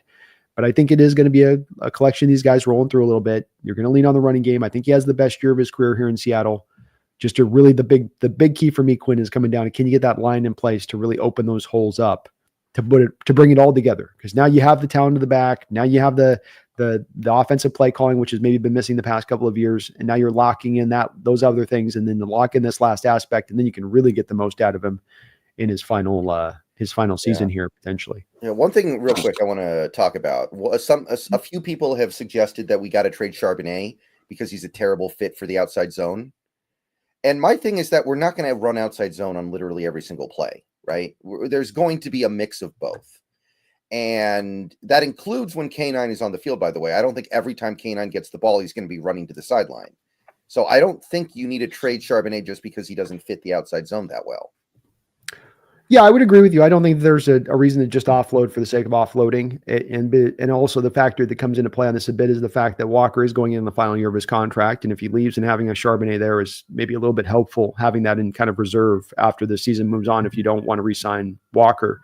I have a little bit of worries in the same way about his fit here. Some of that just comes down to, too, though, Brendan, being just that the West Coast offense, especially as it came out of the Shanahan iteration of it, and all of these iterations are basically coming off the Shanahan tree, is one that has looked for a very certain type of running back. And we live in a world where there's all these type of running backs with all these different styles and ways about going about their business, from the ultra creative types to the robots to the everything in between. And what they look for is a very certain type of guy with a certain type of build, with a certain type of explosiveness and pure speed. And Charbonnet is kind of close on some of the parameters with it, but not quite there to the traditional norms on that. And so that's where I get people doing some of the math here, but ultimately I think he does remain. Correct. Right. I agree. But thank you, Quinn. Appreciate the donation, and well said on your part. Poncho Honcho with the $2 dono on your side. Favorite defensive numbers in each position? I was like 99 for interior defensive linemen because they're supposed to be the big guys, and I feel like the biggest number is the way to go. I like defensive linemen with 99. I know that. Yeah. I'm a 55, 56 guy on my linebackers. Yeah. I like 5'5", 5'6". Yeah, I also like 5-0. 5-0's all right. I like 5-0 too. That's good. I like 97. 99 is a good one, and I like 97 on my. I like 97 on my edges. So maybe it's just Rufus Porter. 97's good. 97's good. Corner. I like 20 for a nickel corner. Can't go around Dion with 21 either. Yeah, 21's good too. 24 feels more like a running back, so I'm not going to say 24. Can't go 41 on a safety. Yeah, there we go. 41 on a safety though. Safety, yeah. Just a safety with it. Yeah, 41 with a safety. I also like. I don't know. That's the best safety number. I can't think of anything better than that. Yeah, I can't either. Kind of the single digits go kind of hard with safeties too, a little bit, or with corners. Single digits on corners is kind of hard. I like go with it, but it's kind of a tough look. Yeah, those would be about mine. Those would be about mine, I think. Yeah, I'm good with that. I don't like 40s. I don't like 60s. I don't like 70s. And nobody does 60s. I feel like I'm trying to think of defensive players that do 60s. You don't see that. No, it's kind of an offensive line number, really. If you see it used even on them. But you give me two linebackers, Poncho, 55, 56 in tandem. Those are two badasses, I guarantee you. Yeah, you're going to win a lot of games there just on aura alone. Aura alone. Dave Barclay, thank you for the $5 donation. Dave says, B, you don't like 8 because your first memory is Steve Young. We weren't in the NFC West at that point yet, Dave. So I was out in the NFC West. My mind was locked in on John Elway and all of that. So I didn't even have a chance because we didn't even remember. That was the day before we even got to see much Niners, even on the West Coast, because it would just be all Seattle at the same time as you guys were playing, and you didn't get very, very much footage at all with Young. But he was a hell of a quarterback. Archie Manning was 8, right? I think Archie Manning wore 8. That was like the first big 8. I think that's right. Yeah, I think that is correct on that. But Young was a hell of a player, man. Hell of a player out there for you guys. And ballsy pick on your point, Pippen in off Montana to go to Young. It's not a thing that gets talked about a lot in retrospect from the Niners' perspective, historically speaking, on how hard of a decision that was. And you had San Francisco kids crying on news and, say it ain't so, Joe. And so that was big losing, but you guys took that gamble and it paid off. It paid off big time there with Young. So not an easy. Yeah, that was back before you had Twitter and ESPN.com and a million beat reporters. And, today, if something like that happened, I'm sure the fact that Joe Montana's back was about to literally snap into 2 pieces would have been well known. And I think it would have gone over a lot better. I think it probably would have. I think there would have been controversy with it, but this is much more of an age where things move faster than ever. And I think your point, it would have just been more accepted because of that. But it was earth shattering back then when they moved him. Like, you're doing what? Mm-hmm. Thrill House, thank you for the $2 donation. He says, is Emawari dead to you? Grant 21 reps on bench press. Okay, so 2 parts to this. The Emawari thing. It's not that he's dead to me. I just don't want to elevate him to the first round when we're mostly going off of testing numbers, because I know he was good in college, but he wasn't that. I don't think he was that good. Yeah, I would agree with you there. To me, he's a second round grade on it, Thrill House. And the thing that people are doing heavily is right now in Hawk fandom, especially trying to elevate him because of these testing times. And that's the thing that throws me off with this is his size and his testing times are being a huge driving force behind this. You don't hear anybody referencing Nick Emawari and look at how he played in that game against Georgia. He was all over the field and he was doing this. Or look at that game against Alabama when he was covering this guy here and then he was making tackles here and he was lighting up a guy there. What you're hearing about people talking about Emawari is 4-4. 4-4, man. Jumped out of the gym. 4-4. Jumped out of and this is where we got to be careful. And that's why me and Brendan have this hesitancy is we've been down this road before with prospects where people start to let the pre-draft stuff hype get into their head and we start getting further away from the tape and we start to trick ourselves. And that's what's happening with Emawari on this is that he's a very good player. He's a second round graded player. You can't elevate him up just because of those traits because he's not shown it to you on the tape when there's other players who have shown it to you on the tape who are more deserving, like Grant, for instance. Yeah, this is kind of how I felt about Anthony Richardson a couple years ago. He wasn't even a good player in college. He was legitimately bad. Yeah. And has that worked out in the Colts' favor? Has that been smart for them to go for traits, to go for testing times, to go for throwing in your underwear on a football field in February, Brendan? I kind of feel like Daniel Jones is going to beat him out. So that's how it's going. Yeah, that's how it's going. So this is, you take these risks on these guys, you end up by and large more disappointed, especially when you're reaching on them and you're taking them further than where they should really go. And that's where the hesitancy comes. We like this guy, but take him in the right place. I feel like this with the quarterbacks too. Shooter Sanders. I don't want to take a guy in the first round that I've got a second round grade. I don't want to take a Jackson Dart in the first round who I've got a third round grade on. I think that's the pathway to failure in a draft, not success. Right. And, I understand the Emawari thing. I do, but I'm not gonna, I don't know. I'm a little bit off it. I got caught up a little bit in the emotions of that combine, but I'm off it now, kind of. Yeah. I've been the same way.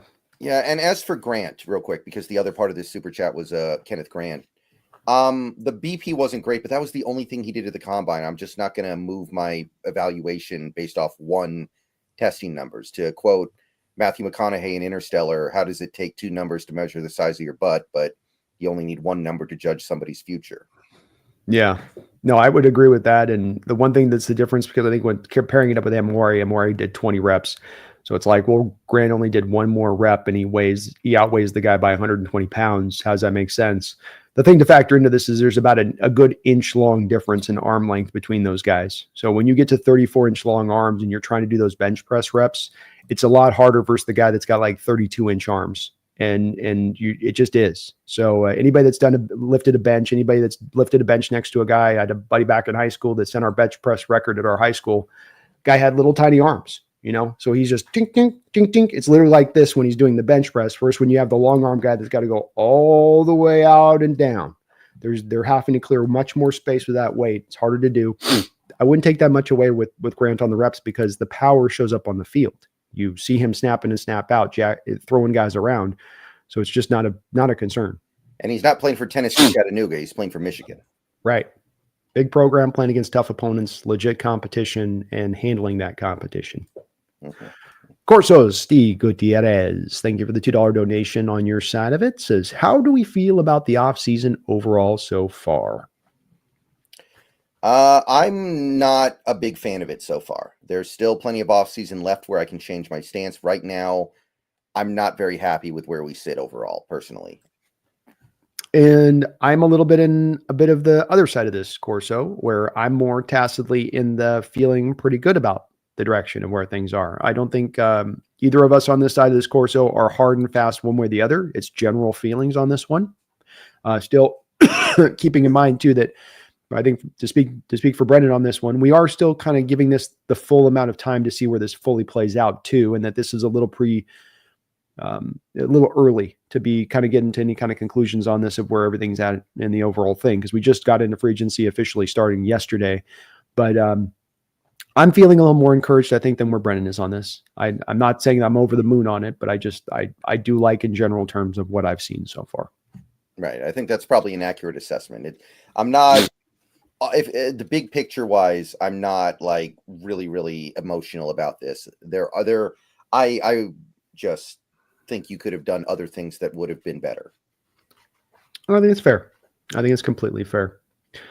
Thank you, Corsos. Feed Me More Seahawks, thanks for the $2 donation. Could you see a double dip at corner? Maybe late, because we need corner depth. We don't really have much right now, but I don't see anything early double dipping corner.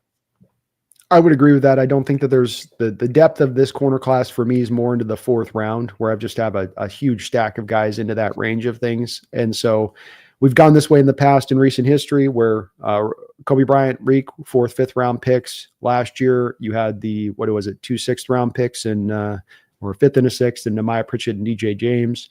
So probably you take that similar approach if you were going to double dip, where it would be more of a day 3 situation. Feed me. I don't think you'd do it early on.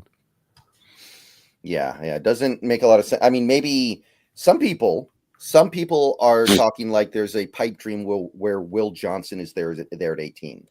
I don't think it's a pipe dream. I think there's a reality to it. Yeah. What it is what you get, Brendan, is the same thing of a Jackson Smith and Jigba. Okay. Mm-hmm. So why you got Jackson Smith and Jigba at 20 was because he played 2 games in his last year in college. Why you would get Will Johnson this year at 18 is because his tape is sparkling in 23, but not as well in 24 because he was injured. So I'm saying there's like a likelihood he drops. I'm just saying that it's not a pipe dream in the respect of teams are doing this math right now where they're not as sold up on him because they're getting caught up on that tape, which you go, well, why wouldn't they just pay attention to 23 and do the advanced math on the injury? Why didn't they do that with Jackson Smith and Jigba? I think with JSN, it wasn't just the fact that he was injured. There was a fear that he could get injured again because he had shown maybe his hamstrings were a little bit soft. But I get what you're saying. I still don't think it'll happen. But I will say if it does happen, it would be hard for me to turn that down because I'm a high on that.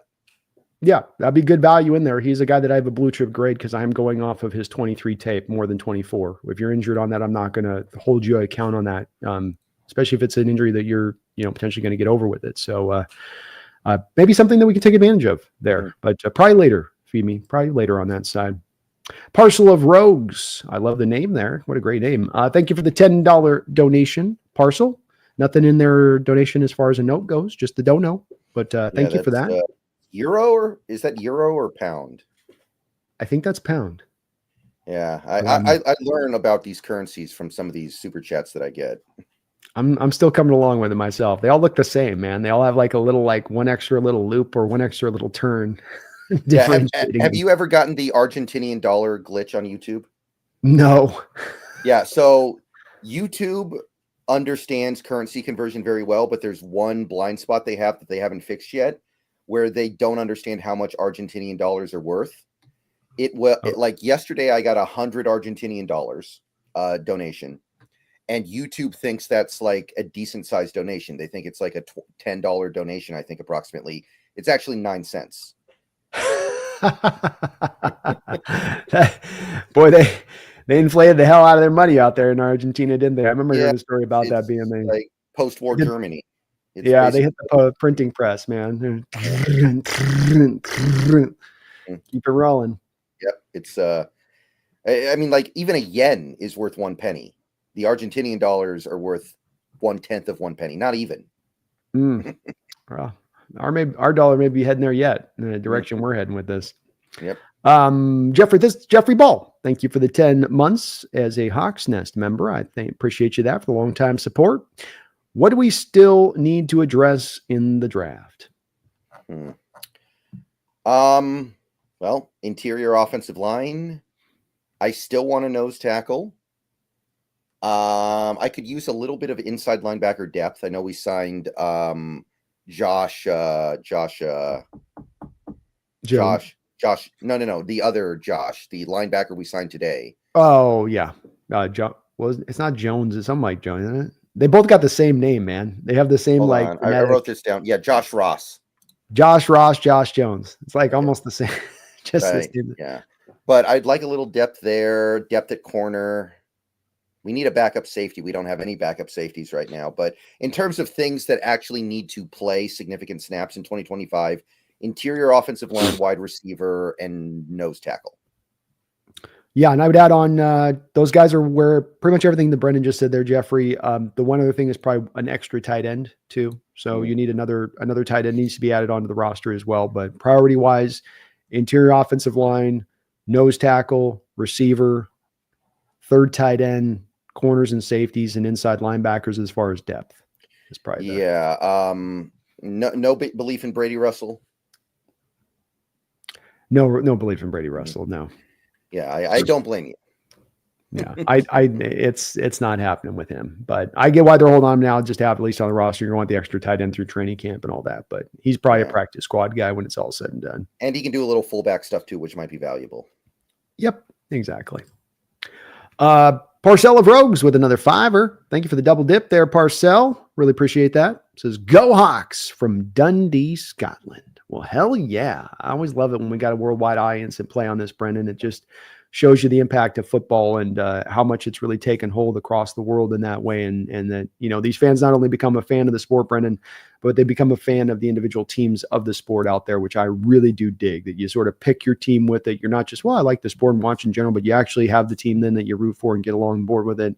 I love that, Parcell. I think that's awesome. Yeah, I used to be in a Facebook group that was like European Seahawks fans. No, wait, it was UK Seahawks fans. We got a good following out of there. I mean, all the way through Great Britain and even into Ireland. I think we've got a lot of Hawk fans out there. I think we would be up there as one of the number one. They always do the number one teams in the given areas. I think we'd be right up there. Yeah, I remember. I always wondered how they pick their teams if you're from like Europe or whatever. And I remember many years ago, there was a game in Great Britain. I think it was Great Britain, between the Buccaneers and the Patriots.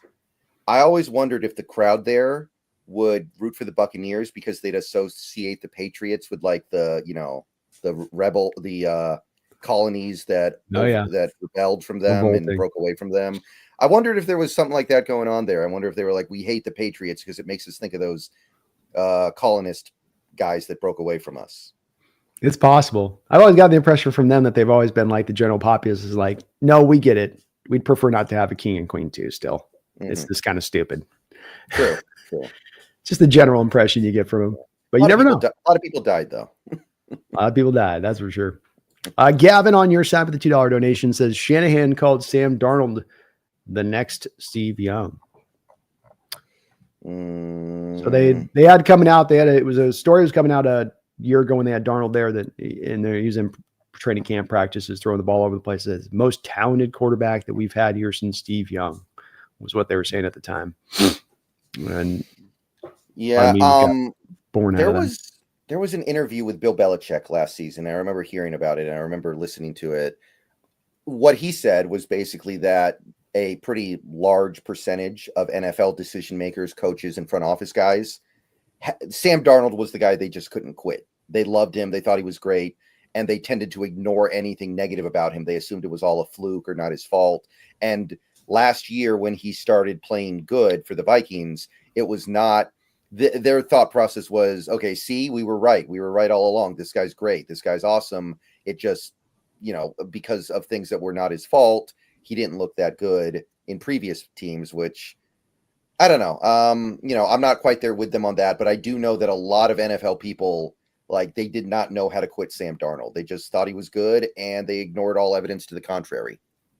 I think that fits the type too with him even coming out of the draft, where I just didn't understand why he was given so much love by top 3 pick in the draft. And I just didn't see the level of ability in what he showed. It's all of this sort of pie in the sky of what he could be rather than what you've actually ever seen. It's like, to a smaller degree, it's like a different style of version of an Anthony Richardson, where, I agree. I think that this guy just seems to be a guy that NFL circles just really, really love in a major way.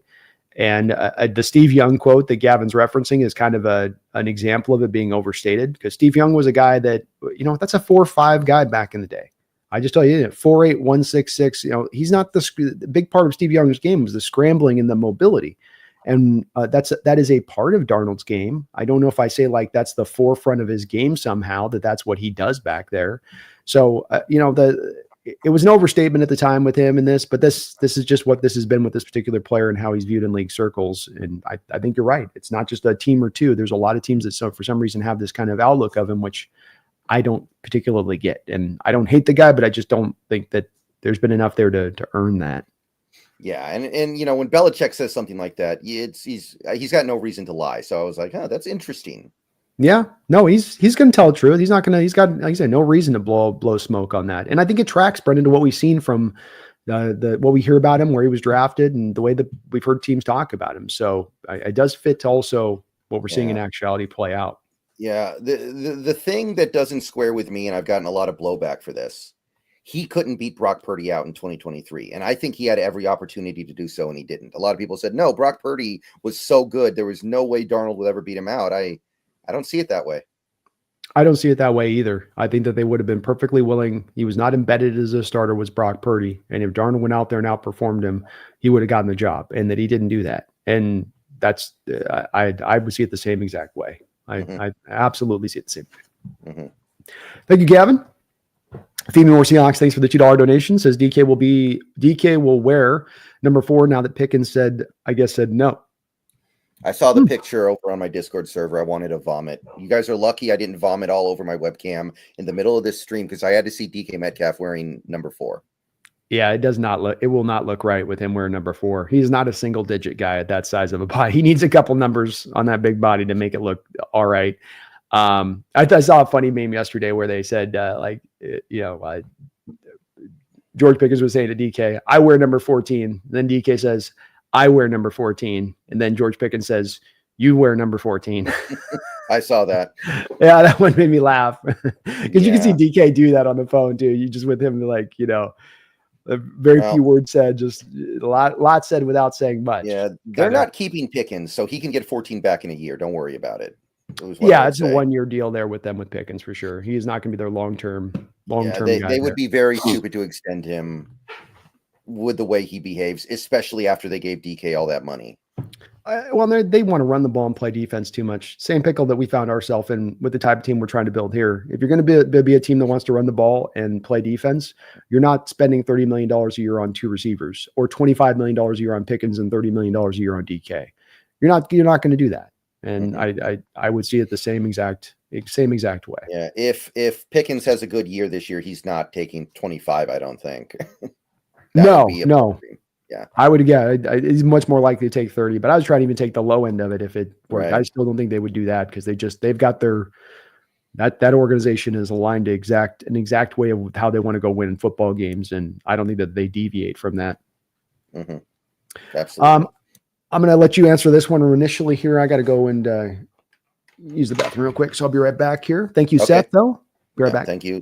Seth, Kenneth granted 18, a man worry not worth 18. Watch the tape. I tend to agree with this sentiment. I think that, I mean, look, the testing numbers for Man Warrior are very exciting. I would love to have him, but we need to be a little bit careful about committing too hard to something based off of testing numbers. Sometimes it works out, but quite often it does not. I think that generally speaking, testing numbers are something you should use to kind of break a tie. Like, here's an example off the top of my head. When Russell Wilson came out of college, what was it, 13 years ago? He was running like a 4.5 40. He ran like a 4.5 or 4.55 40, in that range. And from that, we could determine that he would be able to recreate his ability to run away and escape from defenders. And then Baker Mayfield, who was a very similar player coming out years later, played very similar in college, running away, escaping from defenders. He ran like a 4.8 or something.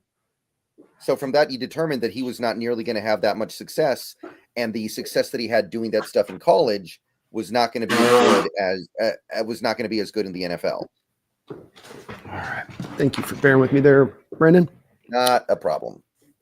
Yeah, Seth, I agree with you. I'm sure Brendan already probably put some good thoughts on this one, but I don't have Imawari at 18 either. And if it's down to Grant and Imawari, I just think it's so much of an easy pick to go with Grant because of the fact that not only is I think he a better player and right there with the upside and what he offers with what Imawari's upside is at, but also the fact that it fits to the need of the situation at that point where you're drafting Imawari to be part of 3 safety looks. You're drafting Imawari to probably slide more into that starter role a year out from now, as opposed to having immediate starter snaps for Kenneth Grant out of the nose tackle position. Mm-hmm.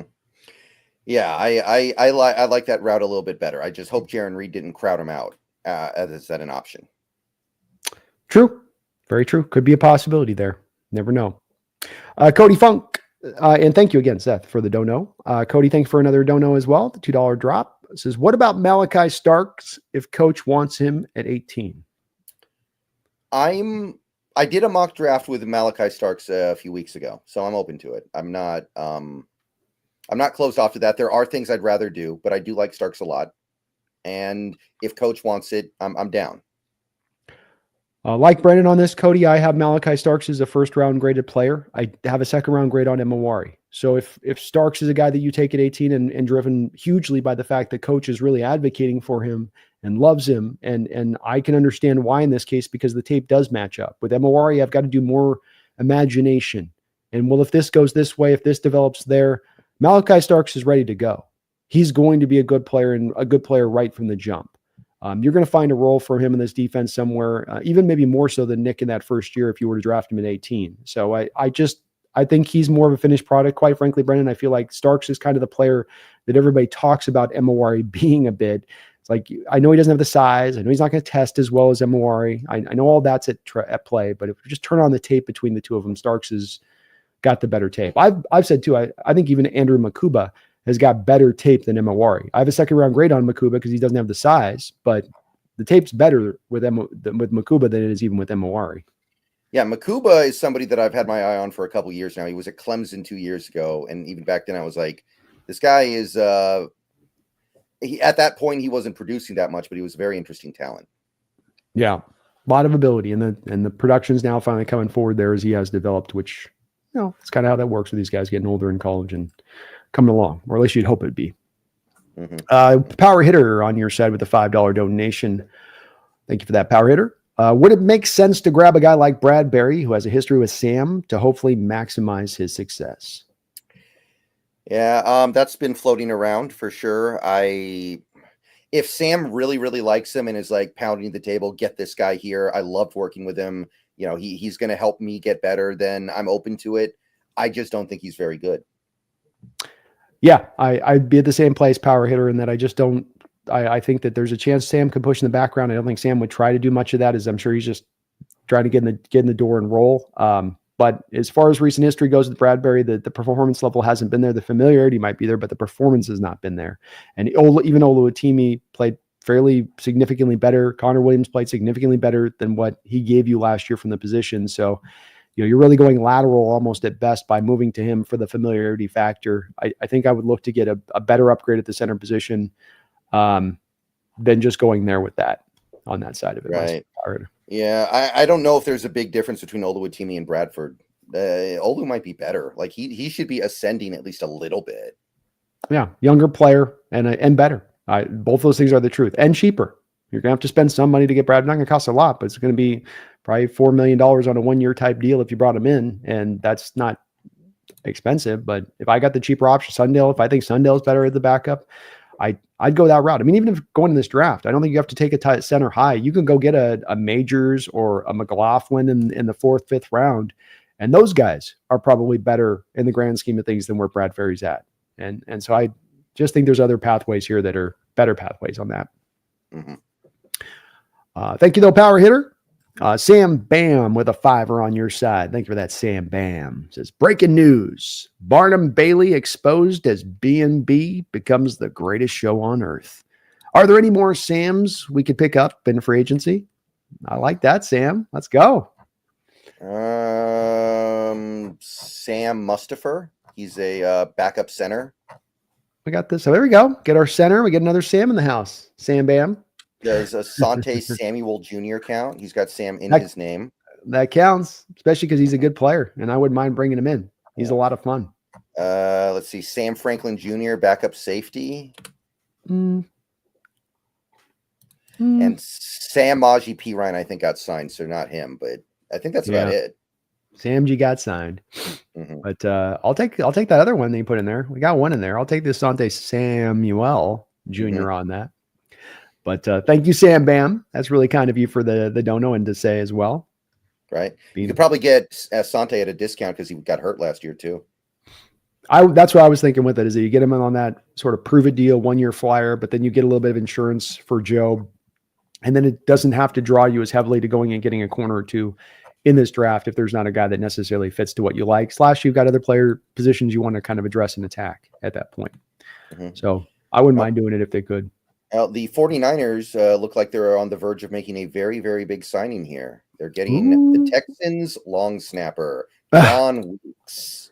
I was standing out to me on day one. Did you notice that as well? It's like every team long snapped the hell out of their signings. That was like the first signing for everybody was long snapper, long snapper, long snapper, long. Like, wow, long snappers are. I think the balance of power is shifted in the NFC West. I think it is. The priority is, especially too. Long snappers are the new hotness, Brendan. Yeah. Thrill House, thank you for the $10 donation, Thrill House. Starks, you and Brendan said no. Then during a mock you said, I'll take Starks at 18. Emawari has more tackles each year and same interceptions than Starks.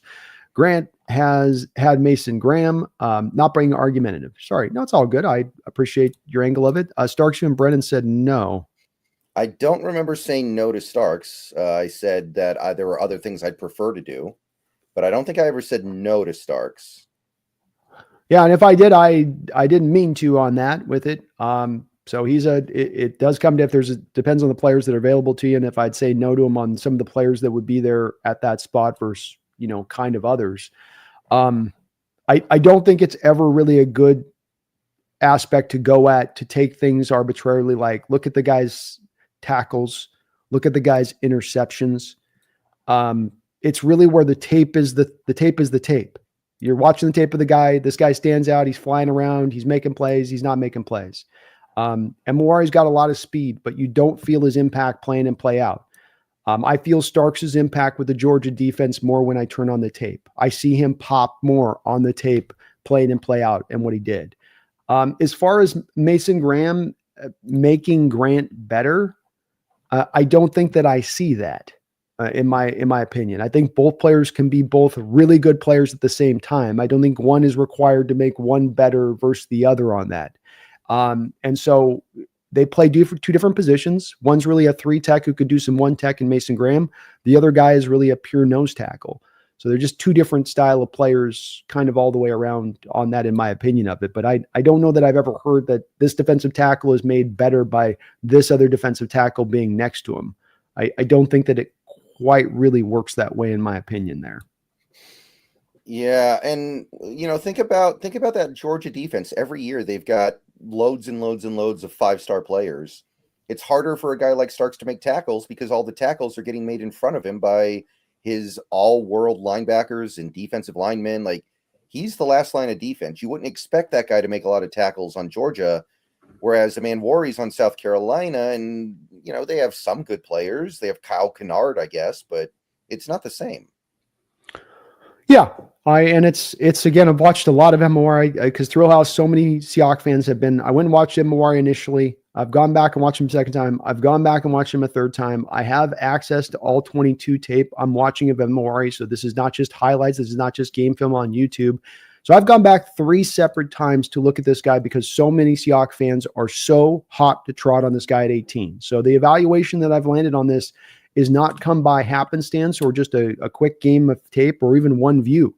It's a lot of viewing this guy and watching him, a lot of studying this guy, a lot of looking at people in NFL circles and what they're talking about with this guy in addition to this. It's the culmination of all that data getting to this assessment of him, which is just that it's not first round worthy. He's not. You're grabbing more of the traits there. It's like Shamar Stewart. They may reach those traits. They may hit that upside, but you're reaching more for the traits of the player than you're actually reaching for the true production that you've seen on the field from him. Mm-hmm. Agreed.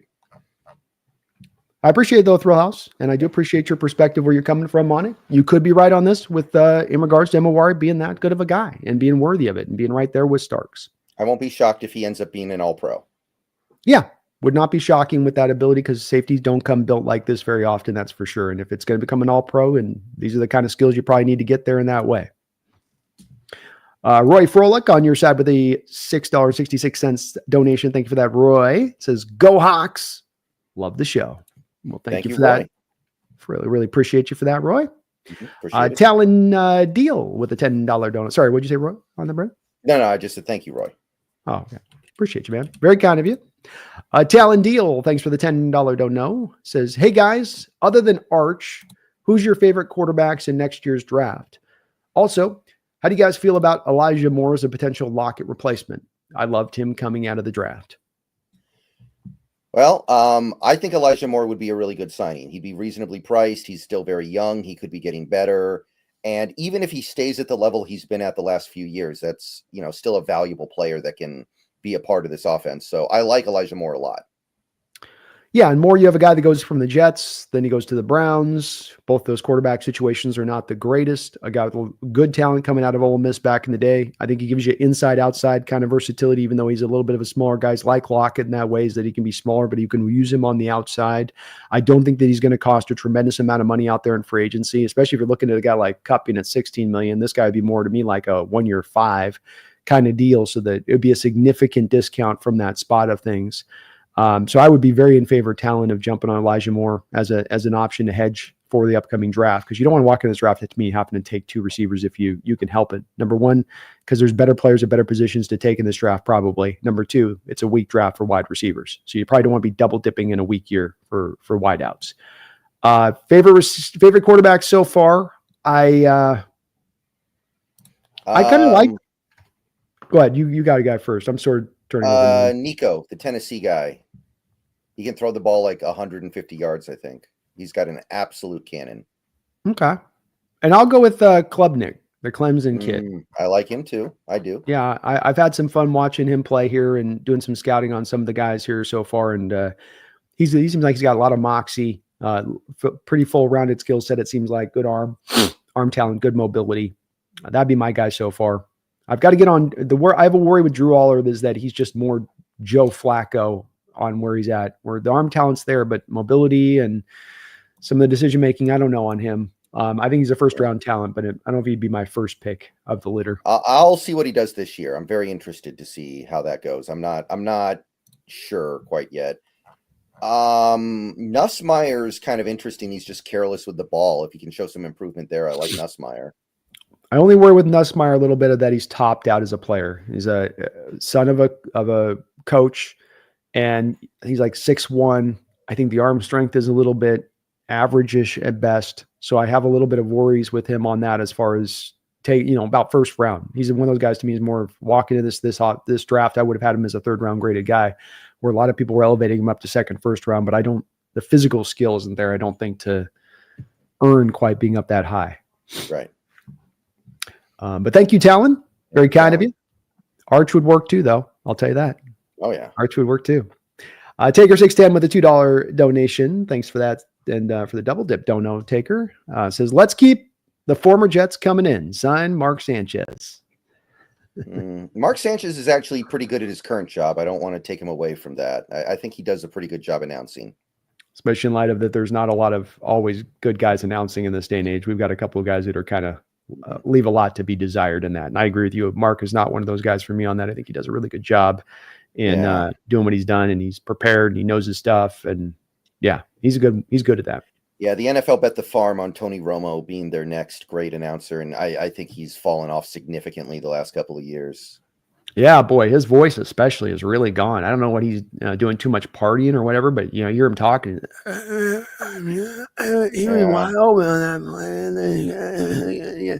What happened, Tony? Yeah, he really lost me in the Super Bowl a year and a half ago. That really the way he did that game annoyed me way more than even somebody the way he's like Tom Brady would have done it, and I think Brady sucks at it too.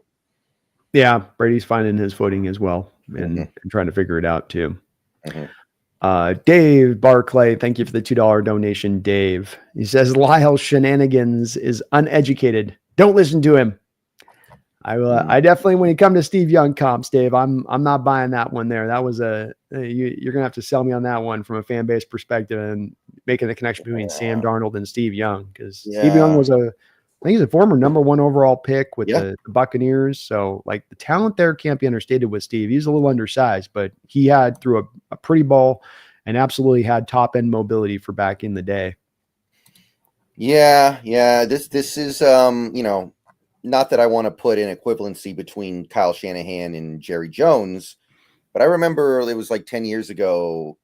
Jerry Jones said that he thought that Brandon Weeden had the best arm he had seen since Troy Aikman or something like that. That year when Romo got hurt and he had to play Brandon Weeden, he was like, hey, this Brandon Weeden guy, he throws the prettiest ball I've seen since Troy Aikman. Yeah. Oh, they love to gas the fans up like that with that stuff. That's for sure. Or Harbaugh. Like, I think JJ McCarthy should be the #1 overall pick. I think Justin Herbert's one of the greatest quarterbacks of all time. I know. Yeah. Seriously. Yeah. They're just, everything's great. Everybody's amazing. Everybody's wonderful. Nobody's got any deficiencies. I want the one coach to be like, yeah, he's fine, but he can't throw a 15-yard out for his life. Yeah. The Bill Parcells. Yeah. Just beat. Bill Parcells. Give me Bill Parcells. Give me a little honesty from my coaches. I like that, rather than all these coaches, all these quarterbacks walking on water and their stuff don't stink. And like, nah, make them, they got some deficiencies too here. Yeah. It's like, Tony Romo made his first 4 career starts and looked pretty good. And Parcells was the guy who was like, hey, put away the anointing oil, put it away. Yeah. Stop. Yeah, exactly. Let's get some perspective here, people. Corsos D. Gutierrez, thank you for another $2 donation. He says, I feel like we lost the DK trade. What do y'all think? I feel very confident that we did. I mean, the simple fact that we were starting our asking price at 1st and 3rd and ended up with not even a good second in terms of value. It's hard for me to say we did not lose that trade. I'll say that. Now, I think what happened clearly was it was a little bit fire selly, where it was like, look, we just have to do it. If we can't get what we want, then, oh, well, we got to go. Fire sale. Everything must go, kind of. So I understand why we lost the trade, but I do think we lost the trade. Yeah, I think to echo a little bit of where Brendan's at on this, it is a bit of a loss on the trade, but it was also a trade not driven by trying to maximize out the returns of DK Metcalf. It seems to me to be more of a trade that was driven about reallocating resources into different places on this team from the receiver position. And they didn't want to spend $30 million on the receiver and DK. I don't think they wanted to get themselves in bed with 2 $30 million contracts with both DK and JSN after next year. And so this was going to force your hand to make a trade. And they tried to do what they could to maximize those returns. That's the whole dance you did with the Packers and letting that information get leaked out so that you could hope to drum that interest up. The interest was not necessarily drummed up to the high level you thought it would be so. So you had to just kind of take what you could get there. But it wasn't really about trying to maximize the place you started out, in my opinion, was, and I think it's important here, you didn't start out with, we're going to maximize this return for DK Metcalf. There might be a part where we're going to bring him back and hold him back here if we don't want to offload him. It was that we need to move him. We need to put these resources elsewhere. We can't hold him for another season. He's got to get this contract now. that drove the bus a bit on that. And in my opinion, Corsos, this drove a bit of the bus on the Geno thing too, to maybe a bit of a lesser degree. It's kind of the same kind of thing. It's just not about the player. And I know that that's really unusual. This usually is just about the player. It was more about the circumstances involved. Yeah. So the sin is not really trading DK for a second round pick. The sin is failing to build a team with DK Metcalf these last several years that would make you feel like it was worthy of keeping him around. That's why I'm not on John Schneider's wagon right now. Not just because of this trade. I don't think the trade's very good, but that's not even the real problem here. And I think that that's completely fair. I would have the same kind of outlook on it. So it's a complicated situation. Normally these things have a lot more straightforward manner to it, as players shot, players done, players overpriced. We have to spend too much. We don't have the money to spend. Some of these, but this is way like there's like 15 extra things on this one that just really come into play on this that make it a little bit hard to kind of assess. But I think you're accurate on that, Corsos. The bottom line is it's basically accurate as a bottom line. Did you have something else you were going to say? No, that was it. Chris Osman, thanks for the $2 donation. Thoughts on Donovan Ezeriku at 18 or Jihad Campbell? I haven't heard anybody say Ezeriku. I butchered that, I'm sure, is a first round pick yet. I haven't seen him move that far up yet. Stanton had him, I think, on a first round mock about a week and a half ago. I'm not there yet. And I love Campbell, but with the Ernest Jones re-signing, I don't really think you can make that move.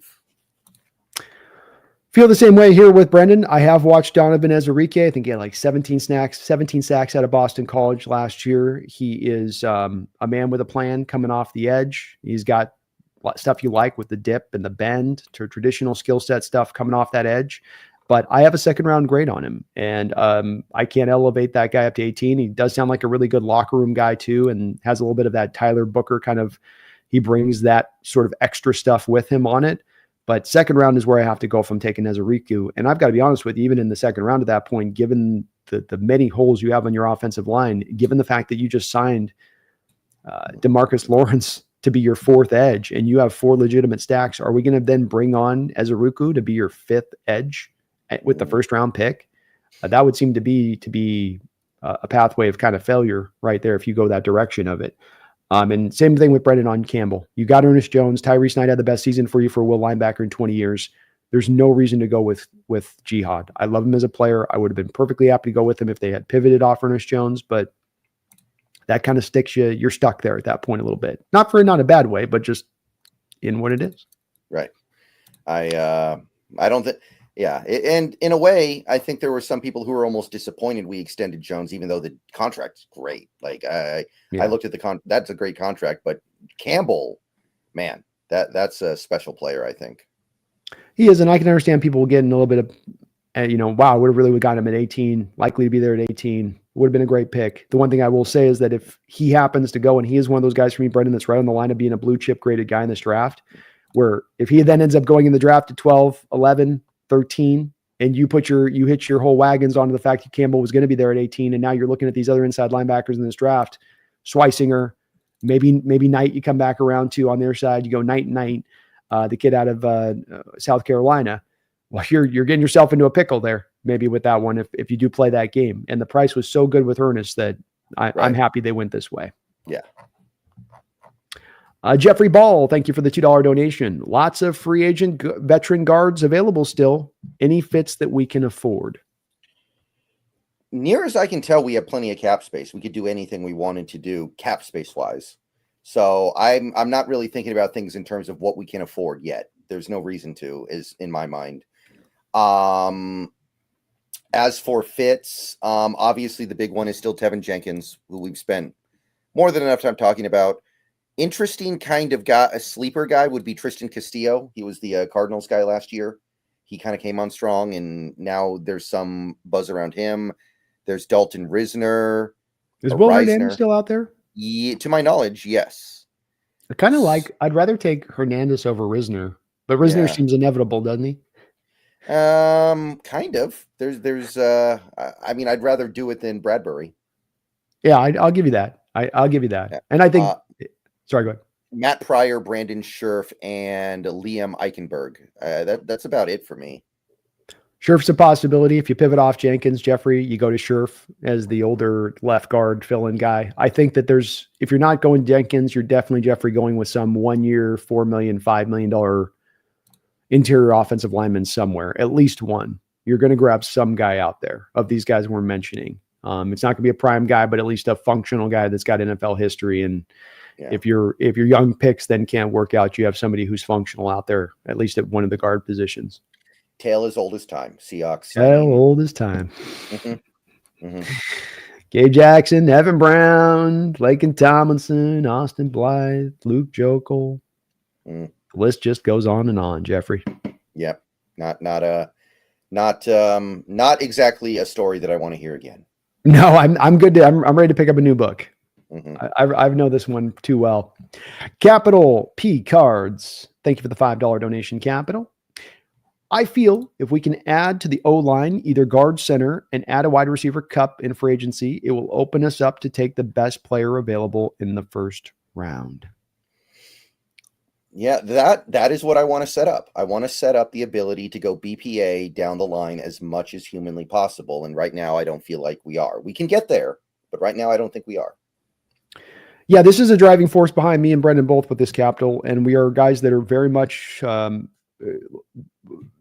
just this is what we're locking in on. This is what we want to have happen in these drafts, which is that you set the stage for the draft to make sure you can pick from pure value, not just in the first round, but throughout the whole draft if possible. Because the longer that you can draft a value in a draft, in my opinion, the better the overall draft return will be when you look at it and you're finished up. The more you reach for need, the worse you get as far as draft goes. And I think John, one thing that he's done that's been a very great adjustment on his part over the past 3 years is adjusting on drafting for need in 2015, 16, 17, 18, 19, 20, and now going more back to drafting to value the past couple of years. And that has wrought out the best drafts for you here of the last 15 years, these past 3 drafts. So stay in that mode as much as you can. Set the stage up by making sure you got those things taken care of entering into the draft. And I think John's going to do that with the very least with the first round pick minimum, whether he signs those guys or not. But that would definitely Capital and signing those guys help set the stage for you to be able to do that. Because there's a chance right now, if you're reaching for need, Brendan, you find yourself at 18 reaching for need to Capital's point, you're probably reaching for need at either interior offensive line or wide receiver. Do you consider Golden to be a reach at 18? No. He's a Really? first-round receiver. Okay. Because I haven't looked at Golden that much, and I've had a lot of people in chat try to tell me, no, he's not a reach at 18. So I'm going to have to dig a little bit deeper into that. My gut says I feel like he is, but I need to look more. I'm open to it more so than I was a few days ago because so many people have told me, no, he's really good. Yeah, the tape is very good with him. And he's going to bring, with us at 18, the thing that he brings is explosiveness, speed, route running, and yak. 4 elements that are going to be something you're looking for with the new receivers you look to bring in here. And so running that 40 time at the combine like he has and solidifying himself, and that this isn't Xavier Worthy where it's a guy that's 5'9" at 170 pounds running that 40 to solidify himself in that way. This is a guy with more weight on his body, more ability to play through physical coverage, more of a yak ability he gives you on that. Maybe not the pure burner Worthy is, but he's got so much more of a full-rounded skill set. And I think that there's even a good chance, Brendan, in my opinion, that both him and McMillan, this is part of why we get to the defensive player being the guy that we're likely to take there. I think both him and McMillan go ahead of our picks. So it's McMillan and him go off. I think the Shedeur thing with all the talk there ends up rattling out to where him and both Cam go up in the front. You mentioned Tyler Warren. Good chance him or Colston or both go up ahead of us as well on that then. 4 offensive linemen taken. Simmons will be gone. Mabo will be gone. Campbell be likely to go. How does this then bear out for us, Brendan? To me, it bears out that that's a defensive player. Then you're looking there at 18. Yeah, that's the way I've been leaning for a while now. And there is a little part of me that's sad that we're not really going to have a realistic opportunity to get one of the edge rushers because I like these edge rushers too. It feels like the only guy who's definitely going to be gone is Carter. Agreed. Yeah, no, it's that's one part you do feel a bit bad as this does take that off the board probably. And that was one of the likely defensive players that was going to slide down to you that would have been just wonderful value to be able to get. But who knows? Maybe you'll be able to work this too, Brendan, where one of those edges slides down to you. You have a team that's like, holy hell, Seattle had this guy at 18 slide to them. And then you can move back to that 25, 26, pick up that extra pick for that team to pull up hot to trot, and then go take your Gray Zabel at 26.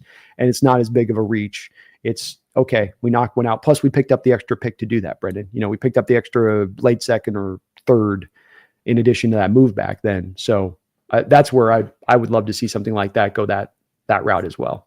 Mm-hmm. We've got Thrill House with another $5 donation. Thank you for that, Thrill House. I hear you guys. Taylor Mays wanted to go, and Pete said stayed at USC. Took Earl Thomas. Billy Bean looked at the board and said, I don't like any. I remember Taylor Mays, man. That was him and Earl were supposed to be like Magic and Bird, I felt like, for safeties coming out that in that period of time, and Mays never showed up to the party. No, and you got to, and to the point of Thrill House here, it was a little brutal of Pete to really, and remember Pete did this with Mark Sanchez too, where Pete held Mark over the barrel for coming out a year early, where he was like, he came into a press conference and Pete was like, he should have stayed another year.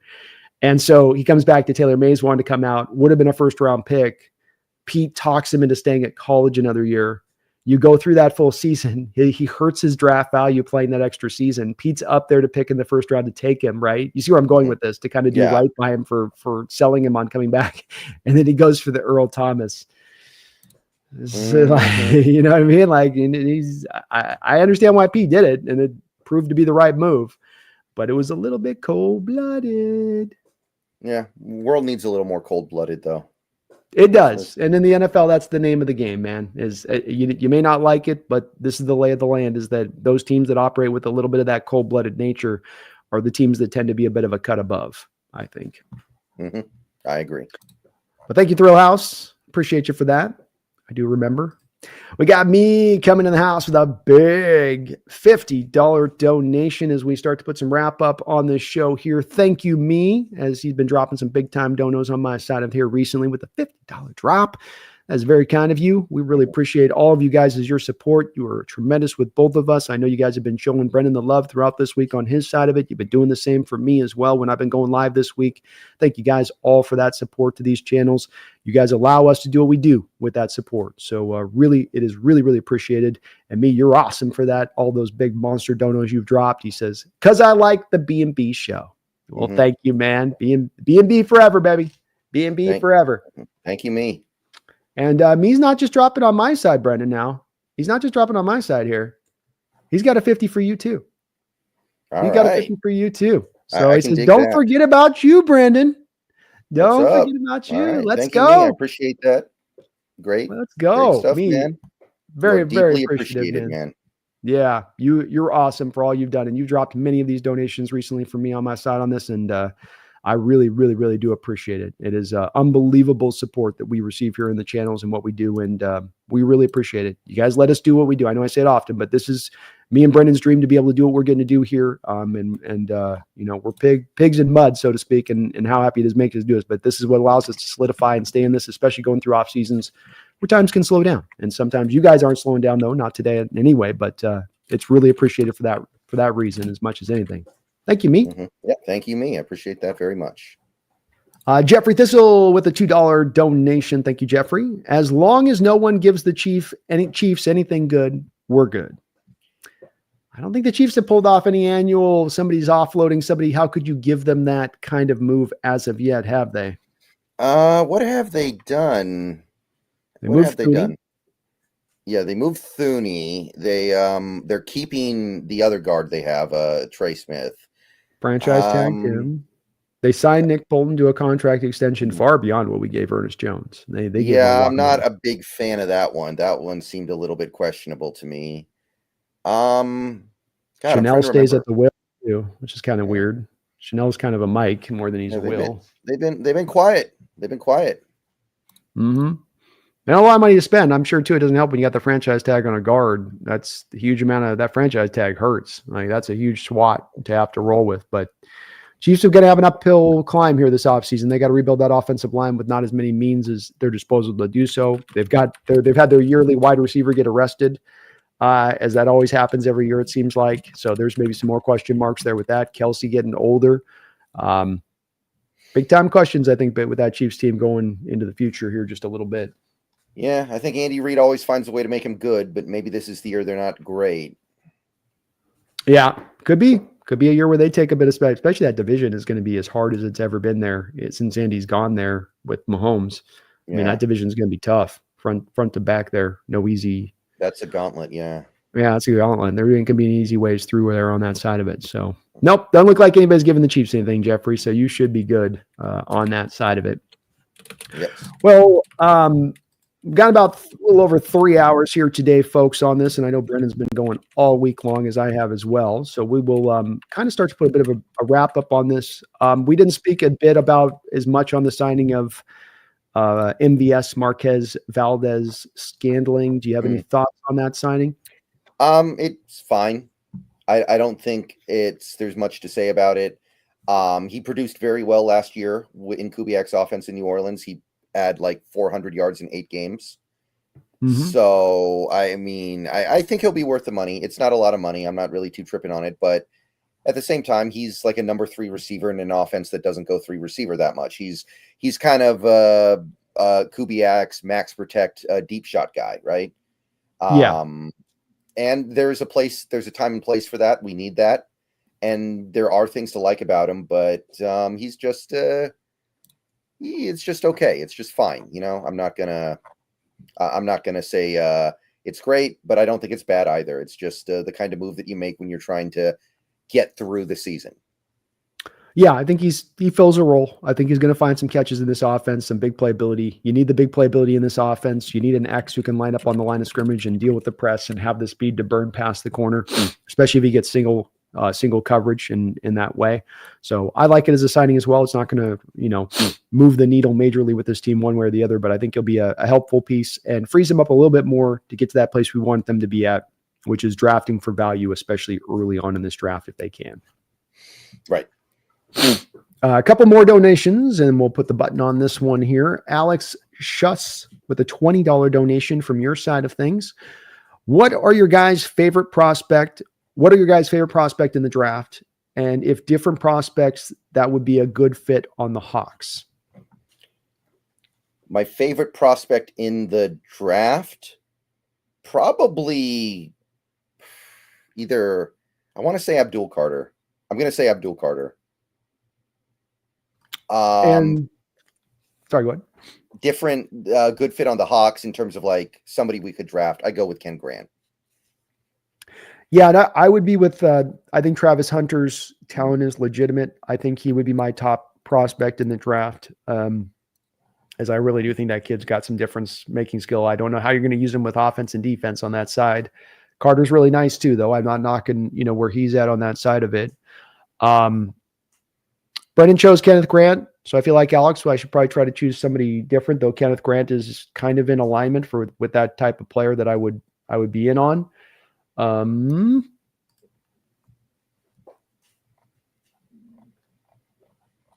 I again come back to a Will Johnson if he lasts in there, and depending on how this could drift down defensively with this draft, of a guy that I would pop right on top of if he was in there. Mabo's another guy if he was in there. I think even a Matthew Golden would be a guy that I'd be willing to take at 18 if he lasts into 18, as that could very well. And I don't think that that's going to be a stretch because I do trust in him being a first-round talent, number 1, a fit for this offense, number 2, and a fit to the need that we're going to potentially have there, especially if you don't get a Cooper Kupp, and getting a guy a little more dynamic out there in addition to what you already have on the roster. So any of those guys would probably be kind of in that favorite prospect status of where I'd like to pick there. Yeah. Do you like Golden more than McMillan? No. Okay. McMillan's very close to me of having a blue chip grade in this draft. I'm right on the line. Him, Mabo, Grant, let's see if you agree with this. Close. I'm talking right on the line of giving the blue chip grade where they're difference makers, not just first round talents. So Grant, Mabo, McMillan, those would be guys that I'd have right on that line. Johnson's a guy right on that line for me too, as well, as far as having the blue chip grades. Campbell, right on the line. Yeah. I've gotten a lot of people in my stream the last couple of days trying to say that McMillan's overrated, and I was like, "Where's this coming from?" I can see where people they see how big he is and that he's not super fast, and they're looking for that. And it is rare when you get the 6'5", 6'6" guys that are not fast, but then are still going to be able to be productive, because a lot of it comes down to contested catch situations. But he's so phenomenal as a contested catcher that it's going to translate, I think, to the pro level. There's just times where he can pluck a ball out of the air and the corner can't do nothing about it. He doesn't have the size, the length to get up there and go get the ball. Yeah, I agree. He's not as good as Marvin Harrison or Neighbors last year, but I think he's not far off. No, I don't think he's far off. I think he could be a very similar player in production to what Brian Thomas is going to bring in his career. I think that they're not the same kind of players in any way, but I think that that's kind of a similar sort of trek with it. And Brian Thomas in this draft probably goes in the top 12. He dipped as much as anything because of the receivers last year's draft. So right. But thank you, Alex. Very kind of you for the $20 donation. And Hunter combination, you can use him on both sides of the ball. Use him in the corner. Use him as a wide receiver. That's a 2-for-1. He's just a lot of fun. All about ball too. Yeah, I get it. I get it, man. I just wonder if instead, I just wonder if it's better to get a player who's elite on one side of the ball than a player who's really good on both sides of the ball. I struggle. Well, I think he's going to be. I think he's going to be an elite corner. I think he'll be a functional receiver. I think that the receiver stuff's getting over talked about too much by him and his camp as much as anything. Where they're thinking they're going to be able to do this, but historically speaking, it doesn't prove that to be that way. If you have a corner who can play wide receiver snaps, you'll get 10 to 14 plays you'll be in there a game offensively, and that'll be it. And you'll be on the defensive side the rest of the time. And with that, he should get better defensively. He's not playing 24/7 snaps on both sides of the ball. I don't buy that. I don't think he can hold up at that level of things. But we'll see with that. I do trust in his development just because he has the raw goods there with the acceleration. What you like to say? The word you like, click and close. Yeah, click and close. Yeah. So his click and close is really nice. He's got the ball skills there too in addition. So I think it will come along. But I will give you that he is not a finished product as far as a cornerback goes, as far as refinement of technique and whatnot. He's kind of getting by on the physical ability out there as much as anything else. I agree. Taker 610, thank you for the $2 donation. Taker 610. Thoughts on JC Horn's deal? Spoon's value. I didn't think Horn was going to set the market. I got to tell you, I guess that's how it works, but I didn't think he would. I don't think he's even on the same level as a Patrick Surtain. No, I would agree with you there. Surprising to see Horn get the deal that he did get. Some of that is by the fact they can't afford to lose him. They're throwing money at Michael Jackson there in Carolina, for God's sake. So, I mean, maybe you could also say their outlook on corners might be a little bit not the healthiest. Jackson was good last year, though. I want to give him some props. He was good. He deserves to get paid. He's fine. It's not bad. And it's not a big deal. It's a small little deal. So it's not some backbreaker on that, side of it, I would say with that. What's it going to do to Spoon's value? 25 is the floor. 25 is the floor. The good news is on this is that you're going to be able to use you have the leverage of the 2 years remaining on his deal, but at the end of the day, you're not going to undercut him. Mike McDonald has talked about no defensive player on this roster more effusively than he has spoken about Devin Witherspoon. And so I'm expecting that after this year, the extension is going to be done. 25 is the floor, probably gets up to 26 million per year, maybe even potentially at that point. Kind of depends on if him playing slot and not outside corner affects some of the value on that. I don't think it would, but we also don't have any. Who do we have that's a slot corner specialist that's been paid at a high amount of money in the league, Brendan? Ooh, it feels like those guys never get more than like 12. You got guys like Hilton, I think is a slot specialist. The thing is, Spoon is not just a slot guy. He plays on the outside too, and he's good at both. And I don't think it's the same thing. I definitely don't think it's the same thing here. And here's what I'm going to say. When that extension comes down, don't worry about it too much. The cap is going up by like 10% every year. Like, people need to understand that when they look at these deals. This cap is not going to it's all gas, no brakes on this salary cap. So I don't even trip on that stuff anymore that much. I don't either. And there's a point you can get to of having too much cap space. I think I've seen teams at times that have had too much cap space, and you see what they end up doing is they end up overpaying on the open market for not very good players to fill the cap space up. So there can come to that point on this as well. But I think we're gonna be perfectly happy with this deal in the grand scheme of things, and he's worth it, and it's a no-brainer. Easy peasy. Yeah. That's why I wasn't even that resistant to the idea of giving Metcalf 30. A lot of people were like, no way we can give Metcalf 30. He's not worth that. It's like, he's going to be worth it in a year when the cap goes up another 10%. Like, I if I like the player enough to want to have him around, I'm not going to trip that much about the money. To me, it's much worse to pay mediocre players more than mediocre money. Like, I would rather overpay a superstar or a star level player by a few million than overpay some mediocre player by a few million. To me, that's how you get killed. I would agree with that. I think the thing that can't be understated too here is the increases in cap that come along every year. And that this year we had a substantial increase, every year getting substantial increases. And you can look at a deal like 2 years ago that was a 1 year, $3 million minimum deal on a player. And now that's a 1 year, $5.75 million deal for Josh Jones, right? That's just the inflation of the prices, though. That's not that now you're spending more for a backup tackle. It's just that this is where the prices are constantly going. And to Brendan's point, you got to kind of build that into when a contract might have some sticker shock on day one, but by year two, by year three, suddenly it's looking, wildly different. The Damian Lewis deal was horrible last year, but we're worth this freaking.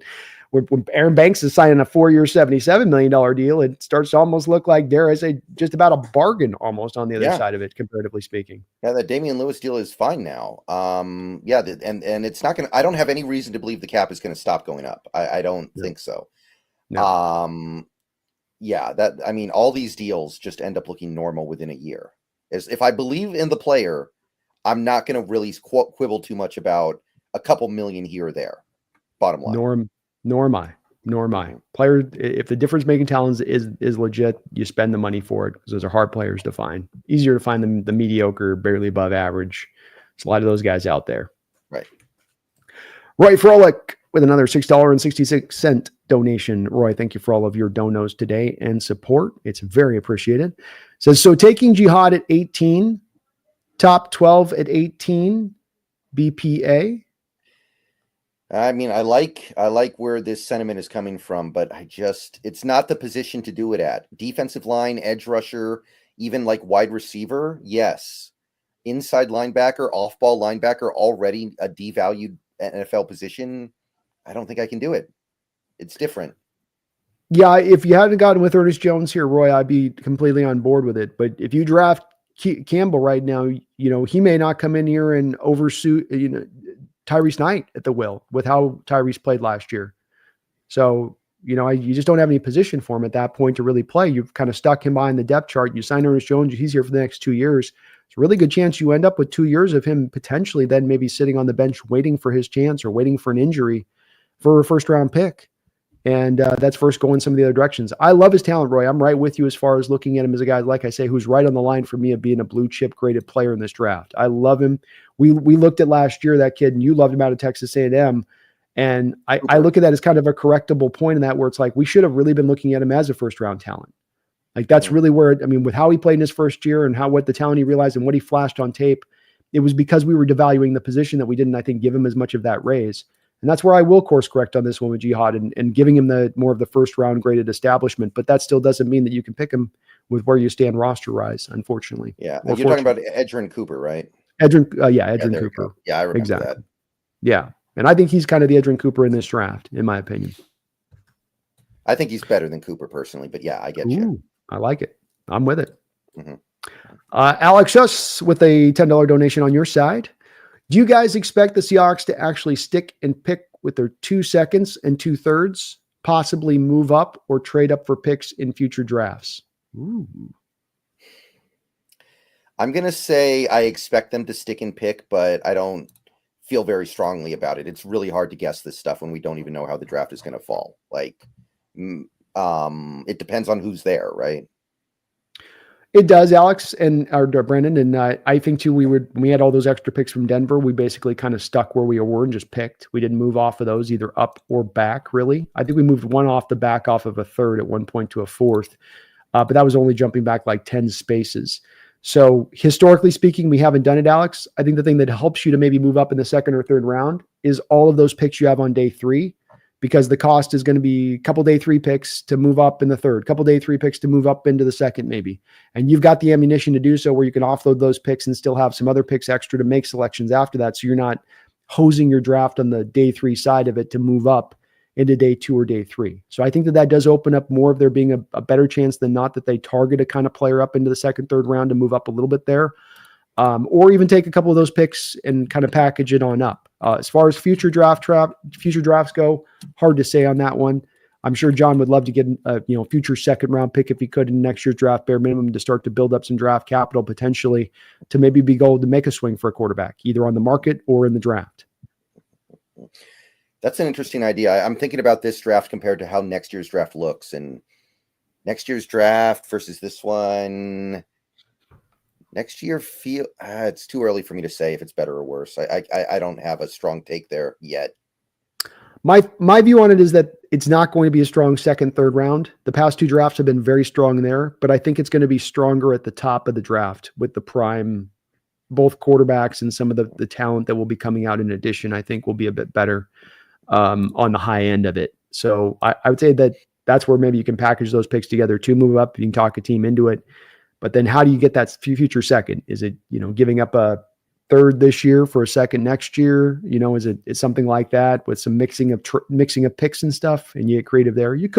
I could see it, Alex, for sure as an approach, especially if John's looking to build a package together of picks to move up to go get his quarterback next year finally, if he doesn't do it this year. Hard to see if you don't pick a quarterback this year, unless they're just so in love with Darnold, hard to see them not then taking the quarterback next year and taking him high.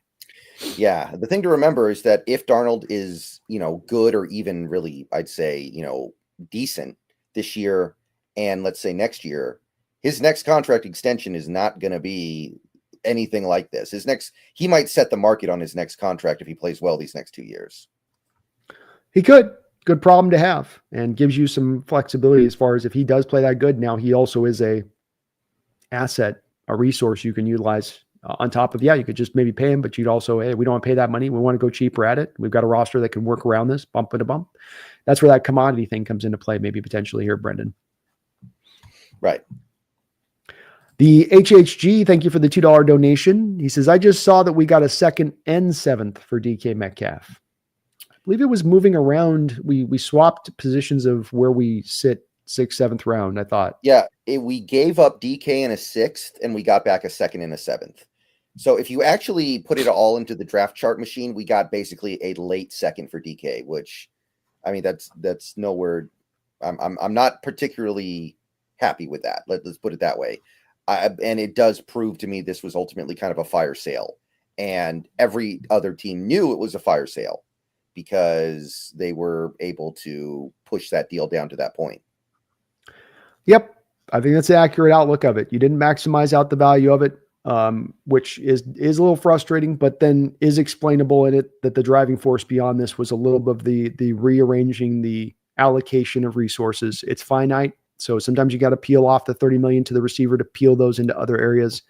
And I understand why the team took that direction and choice here for all the items that are at hand, HHG. But to the point of your donation and question within that, you did not maximize out the value, and you came kind of far short, because I thought a 1st round pick would be the bare minimum, albeit a late 1st round pick, and instead you're a late 2nd round pick. So that's a pretty far leap of loss as far as draft returns I thought you could get.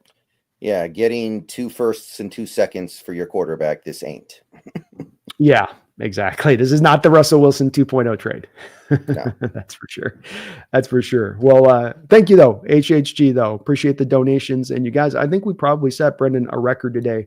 68 donations in on the stream today in 3.5 hours on a B&B show. So I think that's absolutely a record here for us on that side of it. I think you guys are just amazing. As I know not everybody's overflowingly loving what they're seeing in this free agency period. So it speaks to your guys' dedication and support of our channels that you can be here giving us that love and right alongside with us. We had at one point almost 1,000 people here in the chat at one point or another too, Brendan. So we had a great turnout today all the way around on that side of it.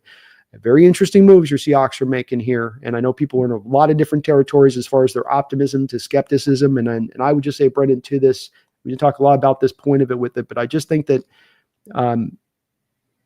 there's a lot of pushback at times in the fandom for a lack of wanting to just see positivity. And I think that there's a lot of times where positivity shows up from this team, and by and large, that's what they give you. I think there's room to also point out when there is that negativity. HHG just brought up a question that I think is a valid one. You didn't maximize out the value return for this player in that way. That's not a good representation on the team, and shouldn't be dressed up as so.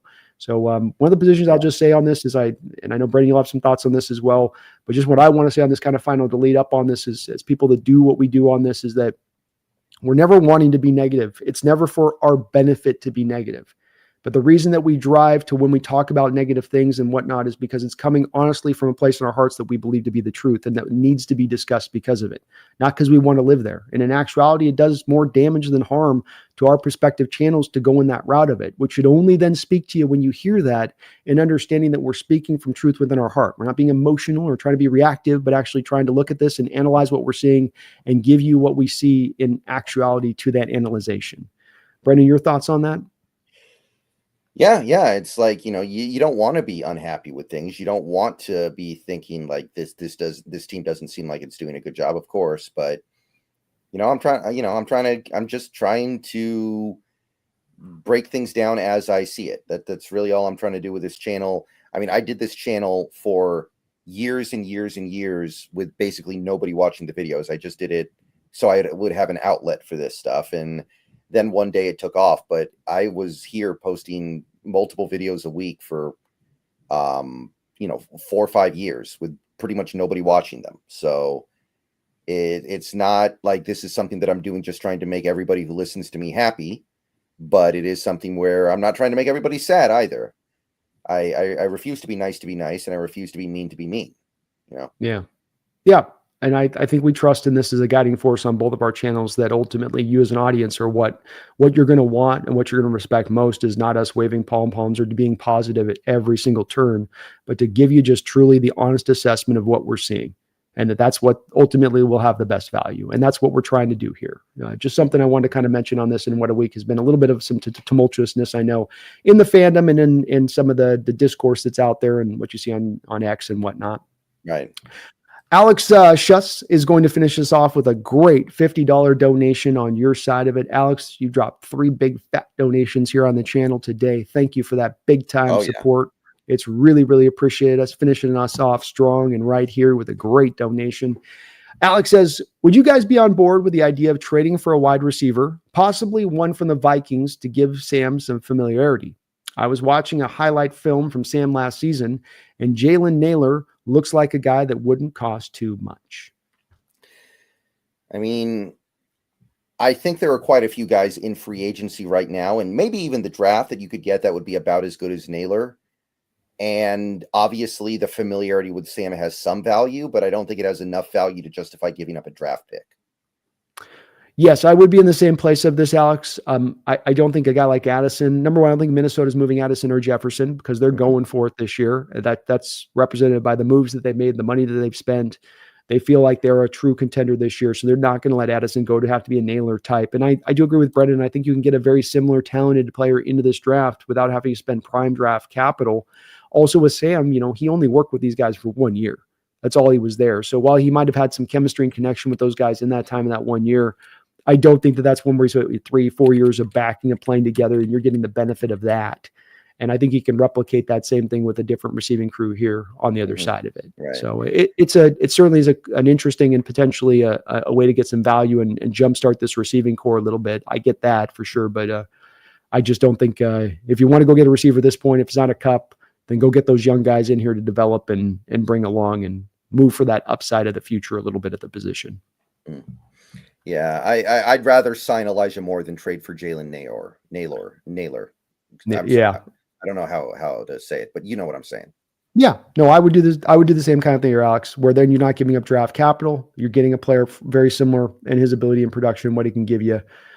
Short-term deal as well, so it's not long-term commitment. I'd be a little bit more in favor of going probably that route. And when it comes to receivers across the league, I don't think that there's really a place that stands out to me, Brendan, that seems to have a receiver who is either on the market right now or would be on the market. We talked a little bit about it, Tyreek Hill, but his contract structure doesn't set him up to be on the market really in any way. Can you think of any other player out there that is a guy that would become available as far as a wide receiver goes anywhere else? Some people were saying like Jalen Waddle could get traded from Miami since they can't move Hill. Okay. I know there's buzz around, AJ Brown, but to me, that's like robbing Peter to pay Paul. Like, yeah, he's better than DK. He's also probably going to want a contract that's more than DK. And you did this so you could pay JSN without having massive money invested into receivers. So I don't see the wisdom there. I kind of worry about Brown's body too, don't you? Breaking down, and he just seems like a guy that's He's not had any huge injury, but just always by the end of the year, he's walking like a shell of himself. It feels like a 70-year-old man. I'm sure there's going to be something that shakes free at some point, but I couldn't point. Like, what if Denver decides to move on from Cortland Sutton or something? Like, is that even something you'd want to do? Probably not. Not at his advanced age, and he's not going to be cheap, I would think. So probably I wouldn't be, I don't think, open to that. Yeah. No. Waddle could be maybe interesting. Waddle's a guy who could be interesting if he comes available. I liked a lot of his college tape at Alabama. He's been a pretty good player. Mm-hmm. That'd be about it, man. There's not a lot out there. Yeah, I agree. It's pretty lean, Alex, as far as prime receiving targets, that guys who could come up. It seems like this time of year, you usually have a couple guys you could think proverbial, like this guy might come available, this guy might come up, but it's lean right now, Alex. I agree. Alex, come in with another tenner, man. Thank you for the another Ford dip drop on this. Thank you for that, Alex. You're awesome, bro. With a $10 drop on your side. Just one more. Absolutely love your guys' takes and streams. Hope to see you guys together more. Great show. Thank you, Alex. Thank you, Alex. And absolutely, we will keep this motoring on through the off season. We're going to be shifting our gaze here shortly into really concentrating on this draft, and we go position by position on the draft. But we'll keep it cooking on through into the off season, my man, for sure. I'm glad you appreciate it, and we love doing the shows, man. It's great opportunity on both of our sides on the cross pollination. Yeah, great show. I will say, get ahead of this real quick. I probably will not be able to do a show next week because I'm going to be flying somewhere. So we might skip a week. I'm doing the same. So I'll be gone next week. We will be out, both of us, flight. I've got to take a trip myself next week, midweek, but we will be back next Thursday. And I'm sure by that point, both either doing the full free agency wrap up or getting right into the draft, or double dipping one way or the other. But we will keep this rolling, Alex, for sure. Yes, absolutely. So thank you for doing this with me, man. And I appreciate it. And thank you, Alex, man, for all of your big monster donations. Me in here with big donations as well. Like I said, we got to 70 donos today. That is a record on this channel, I think, for the B&B by far. So yeah, that is awesome on your guys' part. Your guys' support to both of our channels is really, really unbelievable. And we are very, very thankful for all you guys do in that support. You guys are just wonderful in every way. Mm-hmm. Well, we will put a bit of a button on that as we're almost just about cresting up onto 4 hours, and both me and Brendan have been talking constantly for about 4 days, I think. So we'll put a bit of a wrap up on that at this point, and just keep a track on the rest of this day and how it goes. Does Tevin Jenkins get signed? Does Cooper Kupp get signed? Both me and Brendan will have videos out very quickly. If any of that news comes down the line here, we'll keep our eye on it throughout the course of the day and the next couple of days to see what Seattle does. I think it's fun. You got two guys here with some slightly different perspectives. We have some general alignment, I think, in our outlook of it, but different perspectives. And I think a good reason for both sides of it, bringing up where they stand and where they look at in this situation. You know what I mean? Where there's a reason on both for where we both kind of stand on this, Brendan. Yes. And we're both eligible to change our stance at any time because things are always happening. Maybe next week, maybe 2 weeks from now, we come back and I'm happy and you're sad. Who knows? It could be that way. And to your point on that, the Seattle Seahawks have a lot of draft capital, still have a lot of cap space. And this is still within basically the first 24 hours of really the official opening of free agency. So we're just getting started. We're just getting warmed up. This thing could still go a variety of different ways. It's not a finished product, your Seahawks, yet. This is not the team they're riding with going into the season. So let it play out. Let the cake bake in the oven a little bit longer, Brendan, see where it lines. And you and I will be back in another week and a half, 2 weeks here. Get you guys that update and see what they're doing. We'll have a better, firmer idea at that point, man. Yep. See you then. Well, thank you for doing the show today. Appreciate you guys watching. If you're on Seahawks, Brendan Nelson's side of it, please make sure you're subbed on up over there. Hit that like button on his side. Likewise on mine, hit that like button, sub up. If you're watching from my side, please do sub up to Seahawks, Brendan Nelson. If you're on Seahawks, Brendan Nelson, please sub up to the Hawks Nest. We'd really appreciate it as it does help us out considerably, and we'd like to keep that momentum going. We will be back in a short couple of weeks. Seahawks making moves, maybe a Cooper Kupp, maybe a Tevin Jenkins. Maybe they're not done yet. That'd make us feel way more warm and fuzzy about an upcoming draft, Brendan, if we were adding those two pieces in particular as we move in the future. So we'll see what the Hawks do. We'll see if they make those major moves. We thank you guys for watching today. We thank you guys for all of your tremendous support here to the channel, as it is unbelievable support at that.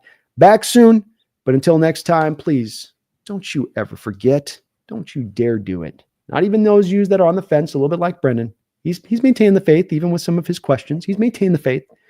You better do as well. So don't you ever forget. Go Hawks.